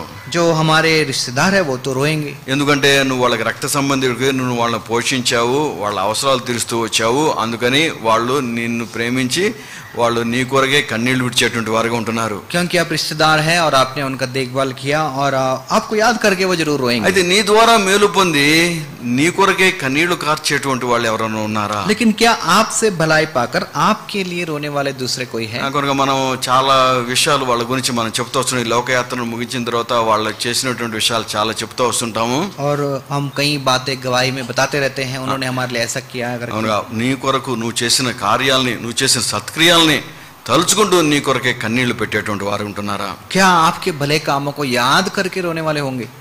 రండి, ఈ మధ్యాహ్నం ఒకసారి మన జీవితంలో మనం పరిశీలన చేసుకోవాలి. इस दोपहर को हमें अपने आप को जांचना है। కనుక ఆ స్త్రీ ఆమె అక్కడ చేసినటువంటి కార్యము అది మంచిదిగా ఉంటుంది, అది సత్క్రియ ఉంటుంది. उस स्त्री ने वहां पर जो काम किया वो अच्छा काम है, भला काम है। మన జీవితంలో కూడా అటువంటి సత్క్రియలను మనం కనపరిచేటువంటి వారంగా ఉండాలి. हम भी हमारे जीवन में ऐसे भले कामों को दिखाना है। అంటే ప్రభువు భాగాన్ని ప్రభువుకు నమ్మకం ఇవ్వటంలో ఏమాత్రం కూడా వినదీనటువంటి వారంగా ఉండాలి. प्रभु का भाग प्रभु को देने के विषय में कभी पीछे नहीं हटना है। అదే సందర్భంలో మరి అవసరతలో ఉన్న వారిని కూడా ఆదుకునేటువంటి కొరకే మనము సిద్ధంగా ఉండాల్సిన అవసరం ఎంతో ఉంది. और जो जरूरत में है उनको भी सहायता करना हमारा जिम्मेवारी है। రండి, ఈ మధ్యాహ్నం ఒకసారి మరి ఆ స్త్రీ చేసిన కార్యాలని మనం జ్ఞాపకం చేసుకుంటూ మనం కూడా ఆ విధంగా ప్రభువును ప్రేమించేటువంటి వారంగా ప్రభు కొరకు సమర్పణ జీవితాన్ని కలిగి ఉండేందుకు కొరకే ఆ విధంగా సత్క్రియలు కనపరిచేటువంటి వారు ఉండేందుకు కొరకే ఆ ప్రభు నిన్ను నన్ను సిద్ధపరచును గాక. उस स्त्री के उस भले कामों को हम याद करते हुए हम भी उस तरह तैयार होकर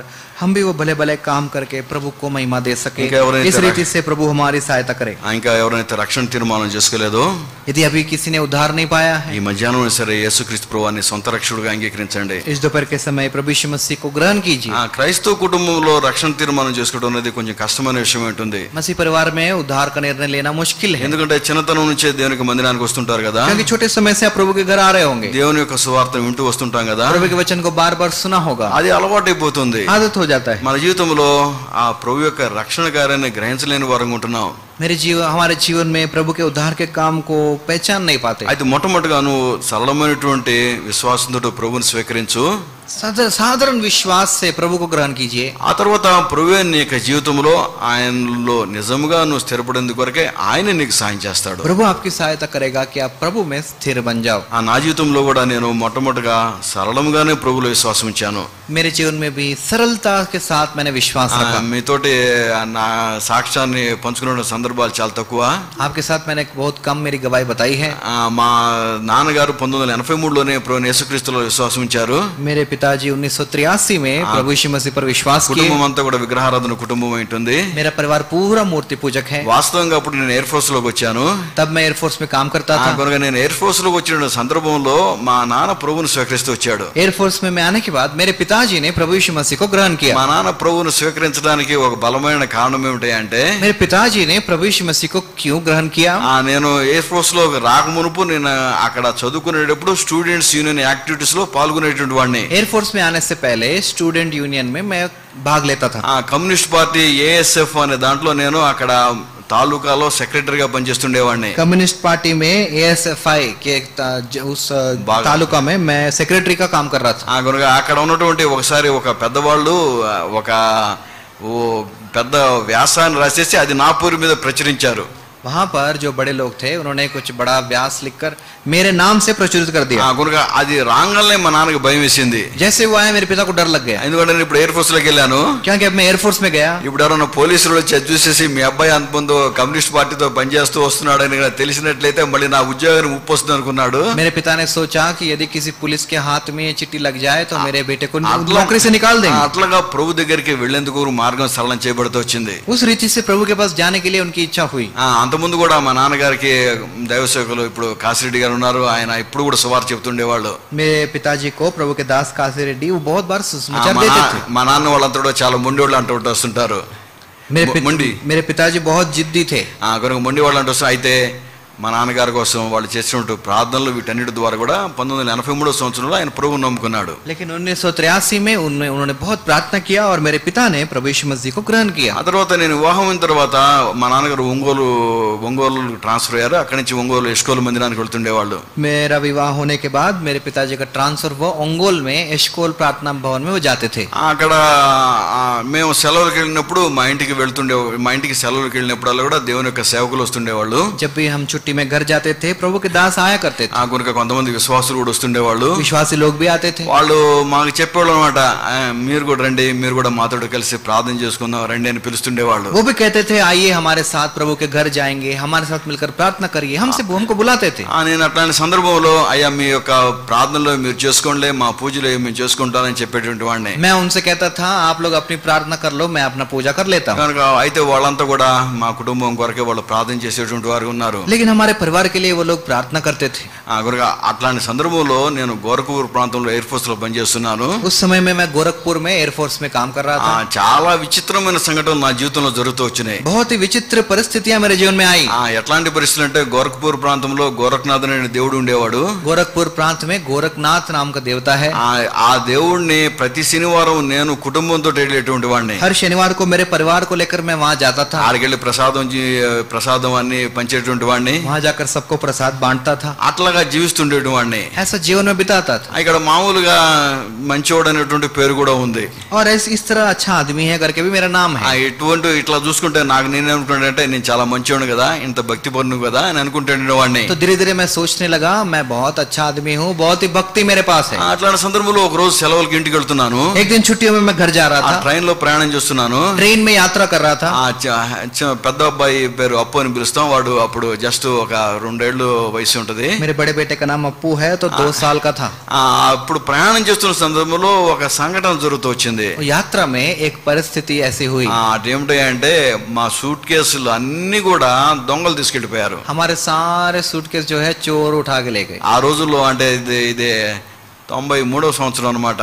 అక్కడ దగ్గర సిస్టర్ కి గాజులు, తర్వాత చైన్, అప్పుకున్నటువంటి చైన్, ఇవన్నీ చాలా ఉన్నాయి. 1993 की बात है। मेरी पत्नी के जो भी గహనే అనమాట, गहने सब चीजें चोर ले गए।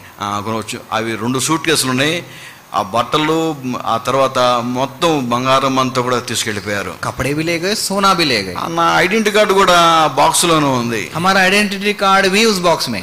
మేము ఆ రోజు అంటే 3 గంటలకు అది గోరఖ్పూర్ లో ట్రైన్ అయి ఉంటుంది. गोरखपुर में 3 बजे का ट्रेन है। ఇక అదంతా కంపార్ట్మెంట్ అంతా గోలగోలగా ఉంది. वो पूरा कंपार्टमेंट में लोग चिल्ला रहे हैं, इधर उधर घूम रहे हैं। నేను నిద్రలేచి చూసేసరికి వాళ్ళంతా కూడా దొంగలు వచ్చారు, వాళ్ళ సామాన్లు తీసుకెళ్లారని చెబుతున్నారు. मैं नींद से उठकर देखने समय सब लोग चिल्ला रहे कि चोर आए, सामान ले गए। నేను చూసేసరికి మాకున్నటువంటి 2 సూట్ కేసులు కూడా ఆ దొంగలు ఎత్తుకెళ్ళిపోయారు. मैंने जब देखा मेरे 2 सूटकेस चोर ले गए। అక్కడ మేము ముగ్గురం కూడా కట్టుబట్టలతో మిగిలిపోయాం. वहां पर हम तीनों जो कपड़े पहने थे उतना ही हमारे पास है। లక్నోకి వెళ్ళిన తర్వాత అక్కడ పోలీస్ స్టేషన్ లో కంప్లైంట్ చేస్తున్నాం. लखनऊ में जाने के बाद हमने पुलिस स्टेशन में అసలు कंप्लेंट की। వేదన అనమాట, చాలా బాధ, చాలా అటు పోలీసు దగ్గర పరిగెత్తడం, ఇవన్నీ కూడా చాలా వేదనకరమైన పరిస్థితులు ఉంటున్నాయి. बहुत ही मन में दुख लग रहा है कि पुलिस के पास जा रहे हैं, ढूंढ रहे हैं, आ रहे हैं, बहुत मन में दुख लग रहा है। ఆ సందర్భంలో నేను ఆలోచన చేసుకుంటూ వచ్చానమాట, నేను చాలా మంచోడు కదా, ఇంత భక్తిపరును కదా, ఎందుకు నా జీవితంలో ఇట్లాంటి నష్టం కలుగుతూ వచ్చిందని ఆలోచన చేసుకుంటూ వచ్చాను. उस समय मैं सोचने लगा मैं तो इतना अच्छा आदमी हूँ, इतना भक्ति करता हूँ, मेरे जीवन में इतना नुकसान क्यों है। అట్లాంటి సందర్భంలో నాకు ఒక మాట జ్ఞాపకం వచ్చింది. उस समय मुझे एक ही बात याद आ रहा है। ప్రసాద్, నువ్వు అందరి దేవుడిని దేవతలు పూజ చేస్తున్నావు కానీ యేసుక్రీస్తు ప్రభువారిని నువ్వు నమ్ముకోలేదంటూ ఒక జవాబు నా హృదయంలో వచ్చింది. मेरे मन में एक आवाज आया, प्रसाद तुम तो हर देवी देवता के पीछे गए हो, लेकिन प्रभु यीशु मसीह को तुमने कभी दिल में बुलाया नहीं। గురుగా అప్పుడు వెంటనే నా హృదయంలో ఒక తీర్మానం చేసుకున్నాను. उसी दिन मैंने एक निर्णय लिया मन में, యేసుక్రీస్తు ప్రభువారు నా దేవుడు, प्रभु यीशु मसीह मेरे ఈ రోజు परमेश्वर నుంచి हैं। నేనే ఆయన్ని దేవుడుగా నేను ఆయన్ని కొలుస్తాను అనే తీర్మానం చేసుకున్నాను. आज से मैं प्रभु यीशु मसीह को ही मानूंगा। ఆ తీర్మానం నా జీవితంలో గొప్ప మార్పు తీసుకొచ్చింది. वो निर्णय मेरे जीवन को बदल दिया। నిజంగా ఆ రోజు చాలా దుఃఖంతో ఉన్నాను, చాలా బాధతో ఉన్నాను. మనము ఎప్పుడు కూడా వింటున్నాం, దొంగల చేత కొట్టబడిన వ్యక్తి ఏ విధంగా పడిపోయి ఉన్నాడు, అట్లాంటి స్థితి వాస్తవంగా. उस दिन बहुत ही मैं दुख और निराशा में था। जिस तरह बाइबल में लिखा है चोर एक आदमी को मार देते हैं, वो कितना दुख में पड़ा हुआ था, ऐसा दुख मुझे लग रहा था। అట్లాంటి సందర్భంలో ప్రభువుని స్వీకరించినప్పుడు నా హృదయంలో గొప్ప సమాధానం వచ్చింది. और प्रभु को ग्रहण करने के बाद ऐसे हालत में बड़ी शांति मन में आई। ఆ తర్వాత దేవుని యొక్క వాక్యాన్ని వింటుంటే, ప్రయాసపడి భారములు మోసుకుని వచ్చు సమజనులారా నా వద్దకు రండి, నేను మీకు విశ్రాంతిని కలుగ చేస్తున్నటువంటి ఆ వాక్యం నా జీవితంలో నేను ఆ రోజు అనుభవిస్తూ వచ్చా. उस दिन मैंने उस वचन को अनुभव किया, हे प्रयास करने वालों, बोझ से दबे हुए लोगों, मेरे पास आओ, मैं तुमको आराम दूंगा। ఆ తర్వాత వెంటనే ఒంగోలు వెళ్ళాను. उसके बाद हम ओंगोल वापस गए। ఆ ఒంగోలు వెళ్ళిన తర్వాత ఆదివారం దేవుని యొక్క మందిరాన్ని నిష్కర్కి వెళ్తూ వచ్చాను. ओंगोल में रविवार प्रभु के घर में गया, అక్కడ దేవుని యొక్క వాక్యాన్ని వింటూ వచ్చాను. प्रभु के वचन को मैं सुना। ఆ దినాల్లో ప్రత్యేక కుడుకులు ఏదో జరుగుతూ వస్తున్నవి. उन दिनों में विशेष सभाएं हो रही थी। కనుక దేవుని సేవకులు ఎవరైనా తీర్మానం చేసుకునే వాళ్ళు ఉంటే మీరు చూపించేందుకు చేతులు ఎత్తమని చెబుతా వచ్చారు. प्रभु के दास ने कहा, यदि किसी ने निर्णय लिया है कृपया अपना हाथ दिखाई। అప్పుడు నేను ఆల్రెడీ ప్రభువును స్వీకరించాను కాబట్టి ఆ తీర్మానంతో చెయ్యెత్తి చూపించి తీర్మానం చేసుకున్నాను. तो मैंने प्रभु को पहले ग्रहण कर लिया था, लेकिन उस दिन फिर से हाथ दिखाकर अपना निर्णय అంటే बताया। ఉద్దేశం ఏంటంటే, ఆ రోజు మొట్టమొదటిగా యేసుప్రభువును స్వీకరించినప్పుడు నాకు ఇంకేం కూడా తెలియదు అన్నమాట. యేసుప్రభు వారు శిలువలో మరణించాడు, మన పాపాల కొరకు చేశాడు, ఇన్ని కూడా ఏం తెలియదు. నేనున్నటువంటి పరిస్థితుల్లో ప్రభువుని సరళంగా నా హృదయంలో స్వీకరించాను, దేవుని యొక్క వాక్యాన్ని విన్నాను, తీర్మానం చేసుకున్నాను. जिस दिन मैंने प्रभु को अपने दिल में स्वीकार किया था, प्रभु यीशु मसीह मेरा प्रभु है करके जब कहा था, मुझे कुछ मालूम नहीं था कि प्रभु यीशु मसीह क्रूस पर मेरे लिए मर गए, कुछ भी नहीं मालूम था, लेकिन सरल विश्वास से मैंने ग्रहण किया था। అట్లాగా ఆ తర్వాత ఒక సందర్భంలో నేను గుంటూరు వెళ్ళాను. उसके बाद एक संदर्भ में मैं गुंटूर गया। అక్కడ వెళ్ళినప్పుడు చిన్నపిల్లల సండే స్కూల్ మధ్య ఒక యవనస్తుడు యేసుక్రీస్తు ప్రభు యొక్క శిలువ శ్రమల గురించి ఆయన చెప్తా వస్తున్నాడు. गुंटूर में छोटे बच्चों के बीच में एक जवान भाई प्रभु यीशु मसीह के क्रूस के दुख के बारे में बता रहा है। ఆ యొక్క సువార్తను అప్పుడు ఆ యొక్క ప్రభు యొక్క శిలువ శ్రమలు విన్నప్పుడు, ప్రభు నా పాపముల కొరకే ఆ విధంగా శిలువలో శిక్ష పొంది ఉన్నాడా అని నా పాపముల విషయమై పశ్చాత్తాపం కలిగే నేను కన్నీళ్లు ఆ రోజు కార్చిన వానిగా ఉన్నాను. और उस दिन मैं पहली बार सुना कि मेरे पापों के लिए प्रभु यीशु मसीह ने इतना दुख उठाया, आंसू बहाकर मैं पश्चाताप किया। అంటే ఇవన్నీ కూడా ఎందుకు మీకు జ్ఞాపకం చేస్తున్నానంటే, ये सब मैं आपको क्यों बता रहा हूँ? అంటే చాలా మంది మన దేవుని యొక్క మందిరానికి వస్తుంటారు కదా. बहुत लोग प्रभु के घर आते हैं, అంటే వాళ్ళు చిన్నతనం నుంచి కూడా వాళ్ళు సండే స్కూల్లో వింటుంటారు కదా దేవుని యొక్క వాక్యాన్ని. बचपन से प्रभु के वचन को सुनते हैं, వాళ్ళు ఆ విధంగా అంటే తీర్మానం చేసుకునే స్థితిలో వాళ్ళు ఉంటుంటారు. और ऐसा निर्णय वो लेते हैं। అయితే మీరు చేయాల్సింది ఏంటంటే ప్రభువుని స్వీకరించండి. अभी आपको करना क्या है? प्रभु को ग्रहण करो। ఆ ప్రభువే ఆయన చేసినటువంటి ఆ కార్యాన్ని నీ మనసులో తీసుకొచ్చి నువ్వు రక్షణ తీర్మానం చేసుకునేందుకు ఆయన ప్రభు సిద్ధపరుస్తాడు. प्रभु आपको तैयार करेगा कि प्रभु के लिए निर्णय लेकर आप तैयार हो सके। కొన్ని తర్వాత మన జీవితాన్ని కూడా ఆయన మార్చేటువంటి వానిగా ఉంటాడు. हमारे जीवन को फिर प्रभु बदलना शुरू करेगा। వెంటనే మా నాన్నగారి దగ్గర ఒక పాత రెఫరెన్స్ బైబిల్ ఉండేది. मेरे पिता के पास पुराना रेफरेंस बाइबल ఆ था, బైబిల్ నేను తీసుకున్నాను. बाइबल मैं ले लिया। నేను గోరఖ్పూర్ వెళ్ళాను. गोरखपुर वापस गया। వెళ్ళిన తర్వాత ఉదయాన్నే ఆ పాత నిబంధన చదువుకునేవాడిని, రాత్రిపూట నూతన నిబంధన చదువుకునేవాడిని. सुबह सुबह पुराना नियम पढ़ता था, रात को नया नियम पढ़ता था। నాకెవరు కూడా దేవుని యొక్క సేవకులు చెప్పలేదు ఇట్లా బైబిల్ చదువుకోవాలనేసి. किसी प्रभु दास ने मुझे नहीं कहा कि बाइबल इस तरह पढ़ना चाहिए। ప్రభు నా జీవితంలో చేసిన కార్యాన్ని బట్టి వెంటనే ఆ విధంగా దేవుని యొక్క వాక్యాన్ని చదవడం ప్రారంభించాను. प्रभु ने मेरे जीवन में जो काम किया इसके अनुसार वचन पढ़ना मैं शुरू అంతకుముందు किया। ప్రతి శనివారం కూడా అక్కడ దేవుని గుడికి వెళ్ళేవాడిని కదా. हर शनिवार मैं मंदिर जाया करता था, ఇప్పుడన్నీ ఆగిపోయినాయి. अब सब रुक गया। ఇప్పుడు మా స్నేహితులంతా కూడా నన్ను పిల్లడు, అయ్యా వీడు దేవుని బిడ్డ అయ్యాడయ్యా, దేవుని బిడ్డ అయ్యాడని అంటుండేవాళ్ళు. अब मेरे सारे दोस्त कहने लगे ये तो परमेश्वर का అది पुत्र ఆ बन गया। రోజుల్లో నాకు అర్థమయ్యేది కాదు యాక్చువల్ గా. उन दिनों में तो मुझे समझ में नहीं आया था। ఎందుకంటే వాళ్ళకి తెలుసు క్రైస్తవుని దేవుని బిడ్డలని పిలుస్తారని వాళ్ళకి తెలుసు, నాకు తెలియదు. उनको पता है है कि मसीह लोगों को परमेश्वर के बेटे बोलते हैं। అసలు యాక్చువల్ గా దేవుని బిడ్డ అంటే ఏంటి, వాళ్ళ దృష్టిలో ఎగతాళి చేయటం అనమాట. वो तो मजाक कर रहे थे, నాకు అది అర్థమయ్యేది కాదు. मेरे को तो समझ में नहीं आता। అయితే దేవుడు ఆ విధంగా సిద్ధపరుస్తూ వచ్చాడు. प्रभु इस रीति से मुझे तैयार किया। ఆ విధంగా ఇక్కడ పూనాకి రావడం జరుగుతూ వచ్చింది. इस रीति से मैं पूना में आ गया। పూనాలో ఇంకా చాలా విషయాలు, పూనాలో దేవుని యొక్క సేవకులు పాల్ జాకబ్ గారిని కలుసుకున్నాము ఒకసారి. प्रभु के दास पॉल जैकब को हमारी मुलाकात हुई। ఇక్కడ దేవుని యొక్క సంఘంలో బేతనీలోకి రావడం జరిగింది. इस रीति से हम बेतनी में आ पाए। 4 సంవత్సరాలు ఇక్కడ బేతని యొక్క సావస్యంలో మేము ఉండటం ద్వారా దేవుడు మమ్మల్ని దేవుని యొక్క సేవ కొరకే సిద్ధపరిచిన వారిగా ఉంటున్నాడు. 4 साल बेतनी कलीसिया में रहने के द्वारा प्रभु ने हमको प्रभु की सेवा में हमें तैयार किया। అంటే నేను ఎప్పుడేమనుకుంటానంటే పూనాలో ఉన్నటువంటి బేతనీ సంఘము చాలా ధన్యకరమైన సంఘం ఏంటింది. हर समय मैं यही सोचता हूँ, पूना में बेतनी कलीसिया बहुत ही धन्य है। మీరు అనుకుంటున్నారా మాట? क्या आप भी ऐसा सोचते हैं? ఎందుకో తెలుసా, ఇక్కడ నుంచి చాలా మంది దేవుని సేవకులు ఇక్కడ నుంచి సిద్ధపరచబడ్డారు. क्योंकि यहीं से, इसी कलीसिया से बहुत से प्रभु के दास तैयार हुए हैं। మాకంటే ముందు కూడా ఒక తిమోతి అనేటువంటి సహోదరులు ఇక్కడ ఎయిర్ ఫోర్స్ లో రిటైర్ అయ్యి ఆయన కూడా దేవుని యొక్క సేవ చేసి ఆయన కూడా ప్రభు మహిమలోకి వెళ్ళిపోయారు. हमसे पहले एक भाई तिमोती थे, वो भी एयरफोर्स रिटायर होकर प्रभु की सेवा करके प्रभु की महिमा में चले गए। ఆ తర్వాత నేను, డేవిడ్ వాళ్ళ నాన్నగారు, మేమందరూ కూడా కలిసి ప్రాంతంలో ఉన్నాం. మమ్మల్ని కూడా దేవుడు సేవ కొరకే పిలిచి ఇప్పుడు ప్రస్తుతం సేవలో ఉంటున్నాము. उसके बाद मैं और डेविड के पिताजी भी, जब हम यहाँ मिलकर काम करते थे, बाद में प्रभु ने हम दोनों को भी सेवा में बुलाया। हम सेवा में हैं। అంత మాత్రం కాదు, ఇంకా ఎంతో మంది కూడా దేవుని యొక్క సేవ కొరకే ఈ స్థలం నుంచి, దేవుని యొక్క పరిచయ కొరకే ఈ స్థలాల నుంచి సిద్ధపరచబడ్డారు. उतना ही नहीं, बहुत से लोग इसी कलीसिया में से प्रभु की सेवा के लिए तैयार किए गए। ఈ మధ్యాహ్నము నేనేం కోరుకున్నానంటే మీరందరూ కూడా మాలాగనే దేవుని యొక్క సేవ కొరకే సిద్ధపరచబడాలి. आज दोपहर में यही सोचता हूँ कि आप लोग भी मेरी तरह प्रभु की सेवा के लिए तैयार होना चाहिए। అంటే అన్న మేమందరం కూడా మరి ఎన్ని వదిలిపెట్టేసి దేవుని సేవ కొరకే రావాలంటారా అని ప్రశ్నిస్తారా? क्या आप ऐसा प्रश्न करेंगे, क्या भाई हम सब काम छोड़कर हम भी सेवा में चले? ఆ సందర్భంలో ఒక చిన్న నా జీవితంలో మా ఆఫీస్ తో జరిగిన సంభాషణ ఒకటి జ్ఞాపకం చేస్తా. ऑफिसर के साथ मेरा जो संभाषण हुआ वो मैं आपको याद दिलाता हूँ। గోరఖ్పూర్ లో నేను అక్కడ 27 స్క్వాడ్ అనే దాంట్లో పనిచేస్తుండేవాడిని. गोरखपुर में 27 स्क्वाड्रन में मैं काम करता था। అక్కడ మా పైన టెక్నికల్ ఆఫీసర్స్ ఉండేవాళ్ళు. हमारे ऊपर టెక్నికల్ ऑफिसर रहते थे। కనుక ఆ టెక్నికల్ ఆఫీసర్స్ మామూలుగా ఈ ప్రోగ్రామ్ అంతా కూడా ఫ్లైట్ కమాండర్ దగ్గరికి వెళ్ళి తీసుకొని రావడం చేస్తుండేవాళ్ళు. टेक्निकल ऑफिसर सब ये प्रोग्राम बनाते थे। వాళ్ళు ఆ ఫ్లైట్ కమాండర్ దగ్గరికి వెళ్ళి వాళ్ళు ఆ ప్రోగ్రామ్ తీసుకుంటారు. फ्लाइट कमांडर के पास जाकर प्रोग्राम पूरा वो लेते थे। ఒకసారి ఒక ఆఫీసర్ వచ్చి నాతో చెప్తున్నాడు అనమాట. एक ऑफिसर आकर मुझसे कह रहा है, ఏమంటే ప్రసాద్ నువ్వు కూడా మాతోటి ఆఫీస్ తోటి సమానమే, నువ్వు వెళ్ళేసేసి ఆ ఫ్లైట్ కమాండర్ నుంచి ఆ ప్రోగ్రామ్ తీసుకురా అని చెప్తూ వచ్చాడు. उन्होंने बुलाकर मुझसे कहा, प्रसाद तुम भी हमारे समान ही हो, तुम भी ऑफिसर के जैसे ही हो, तुम फ्लाइट कमांडर के पास जाओ और प्रोग्राम लेकर आओ। అంటే అర్థమైందా మీకు ఇప్పుడు నేను ఏం చెప్పాను? मैं क्या बोला आपको समझ में आया? మీరు కూడా మాతోటి దేవుని యొక్క సేవ చేయాలి అనేసే ఉద్దేశం అనమాట. हमारा भी यही इच्छा है कि आप भी हमारे साथ प्रभु की सेवा करें। వాస్తవంగా నేనేం ఆఫీసర్ని కాదు, ऐसे मैं कोई ऑफिसर नहीं हूँ, నేను కేవలం ఒక ఎయిర్మెన్ మాత్రమే. मैं खाली एक एयरमैन हूँ। ఆ రోజులైతే నా ర్యాంకు కాపోర్లు అంటారు అనమాట, 2 గీతలు ఉంటాయి అనమాట, కార్పొరాలు అంటారు అనమాట. उन दिनों में मेरा रैंक कॉर्पोरल था। అటువంటి వాడినే నన్ను నువ్వు మాతోటి సమానం ఆఫీస్ తోటి నువ్వు వెళ్ళు అని చెప్తా వచ్చాడు. वो बोला कि तुम ऑफिसर के समान हो, तुम जाओ करके बोला।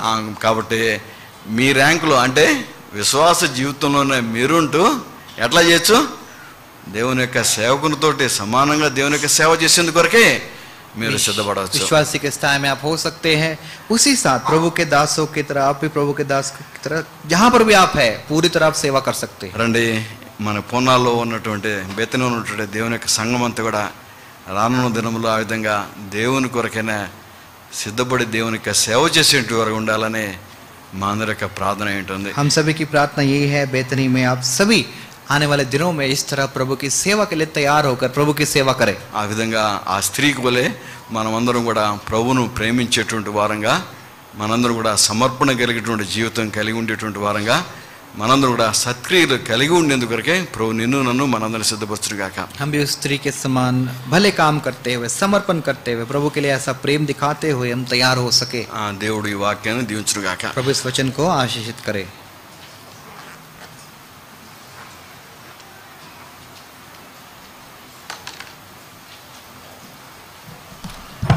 प्रार्थना करेंगे। हमारे प्रेमी स्वर्गीय पिता, धन्यवाद देते हैं बेथनिया की मरियम के विषय में आज फिर से एक बार स्मरण दिलाए। उसके प्रेम करने के विषय में, उसके समर्पण के विषय में और उसके भले काम के विषय में, और उसके द्वारा आपने हम सबों से बातें की हैं। प्रभु जी, जो क्षमा का दान आपने हमको दिए हैं, जो सेंत में उद्धार का दान हमको दिए हैं, किस रीति से आपने हमको अनंत जीवन की आशा दी है, इनको जब हम स्मरण करते हैं तो प्रभु जी हमारे हृदय में आपके लिए प्रेम भर सके। प्रभु जी, जो उसने समर्पण किया उसके विषय में भी आपने हमसे बातें की हैं। ना केवल प्रभु जी हमारे बहुतायत में से, लेकिन हमारी कमी घटी में से भी, ना केवल जो प्रभु का भाग बनता है प्रभु को दें, लेकिन प्रभु के लोगों की आवश्यकताओं को पूरी करने के लिए भी स्वेच्छापूर्वक बलिदान करने के लिए हमें तैयार करें। भले कामों के द्वारा कैसे प्रभु जी हमारे विश्वास को हम प्रकट कर सकते हैं, प्रभु के प्रेम को हम प्रकट कर सकते हैं, उस विषय में भी आप हमको सरगर्म रखें, हमारी विनती प्रार्थना है। धन्यवाद देते हैं भाई प्रसाद के आने के द्वारा फिर से एक बार वो पुरानी यादें ताज़ा प्रभु जी एक नए रूप से एक ताजगी भी हम लेकर आए हैं। धन्यवाद देते उन दिनों के लिए जब हम प्रभु जी साथ मिलकर संगति करते थे, साथ मिलकर प्रचार करते थे, साथ मिलकर हम प्रार्थना करते थे, और साथ मिलकर प्रभु जी में सेवा भी किए, और साथ मिलकर हमने दुख भी उठाया। उन सारे संदर्भों में एक एक भाई बहन के लिए आपको हृदय से हम धन्यवाद देते हैं। आपके दास को रिटायरमेंट के बाद आपने सेवा के लिए भी बुलाए, और उनके त्याग और बलिदान के द्वारा जो घर की स्थापना किए और उनके परिवार में उद्धार का काम पूरा किए, सभी भले कामों को हम याद करते हुए हम आपकी स्तुति और बड़ाई करते हैं। आने वाले दिनों में जो भी आपकी योजना है, आप उनको और उनके प्रभु जी प्रिय पत्नी बहन देबोरा को भी अब तैयार करें, और प्रभु जी उनको बहुतायत से बड़े प्रभु जी लाभ के साथ बहुतों की आशीष के लिए इस्तेमाल करते जाइए। इस वचन की रक्षा करें, और हम भी प्रभु जी इस वचन को जब सुने हैं तो हमारे जीवनों को भी जांचते परखते हुए जहाँ कहीं हम कम पड़ गए हैं उसको प्रभु जी हम सुधार सके।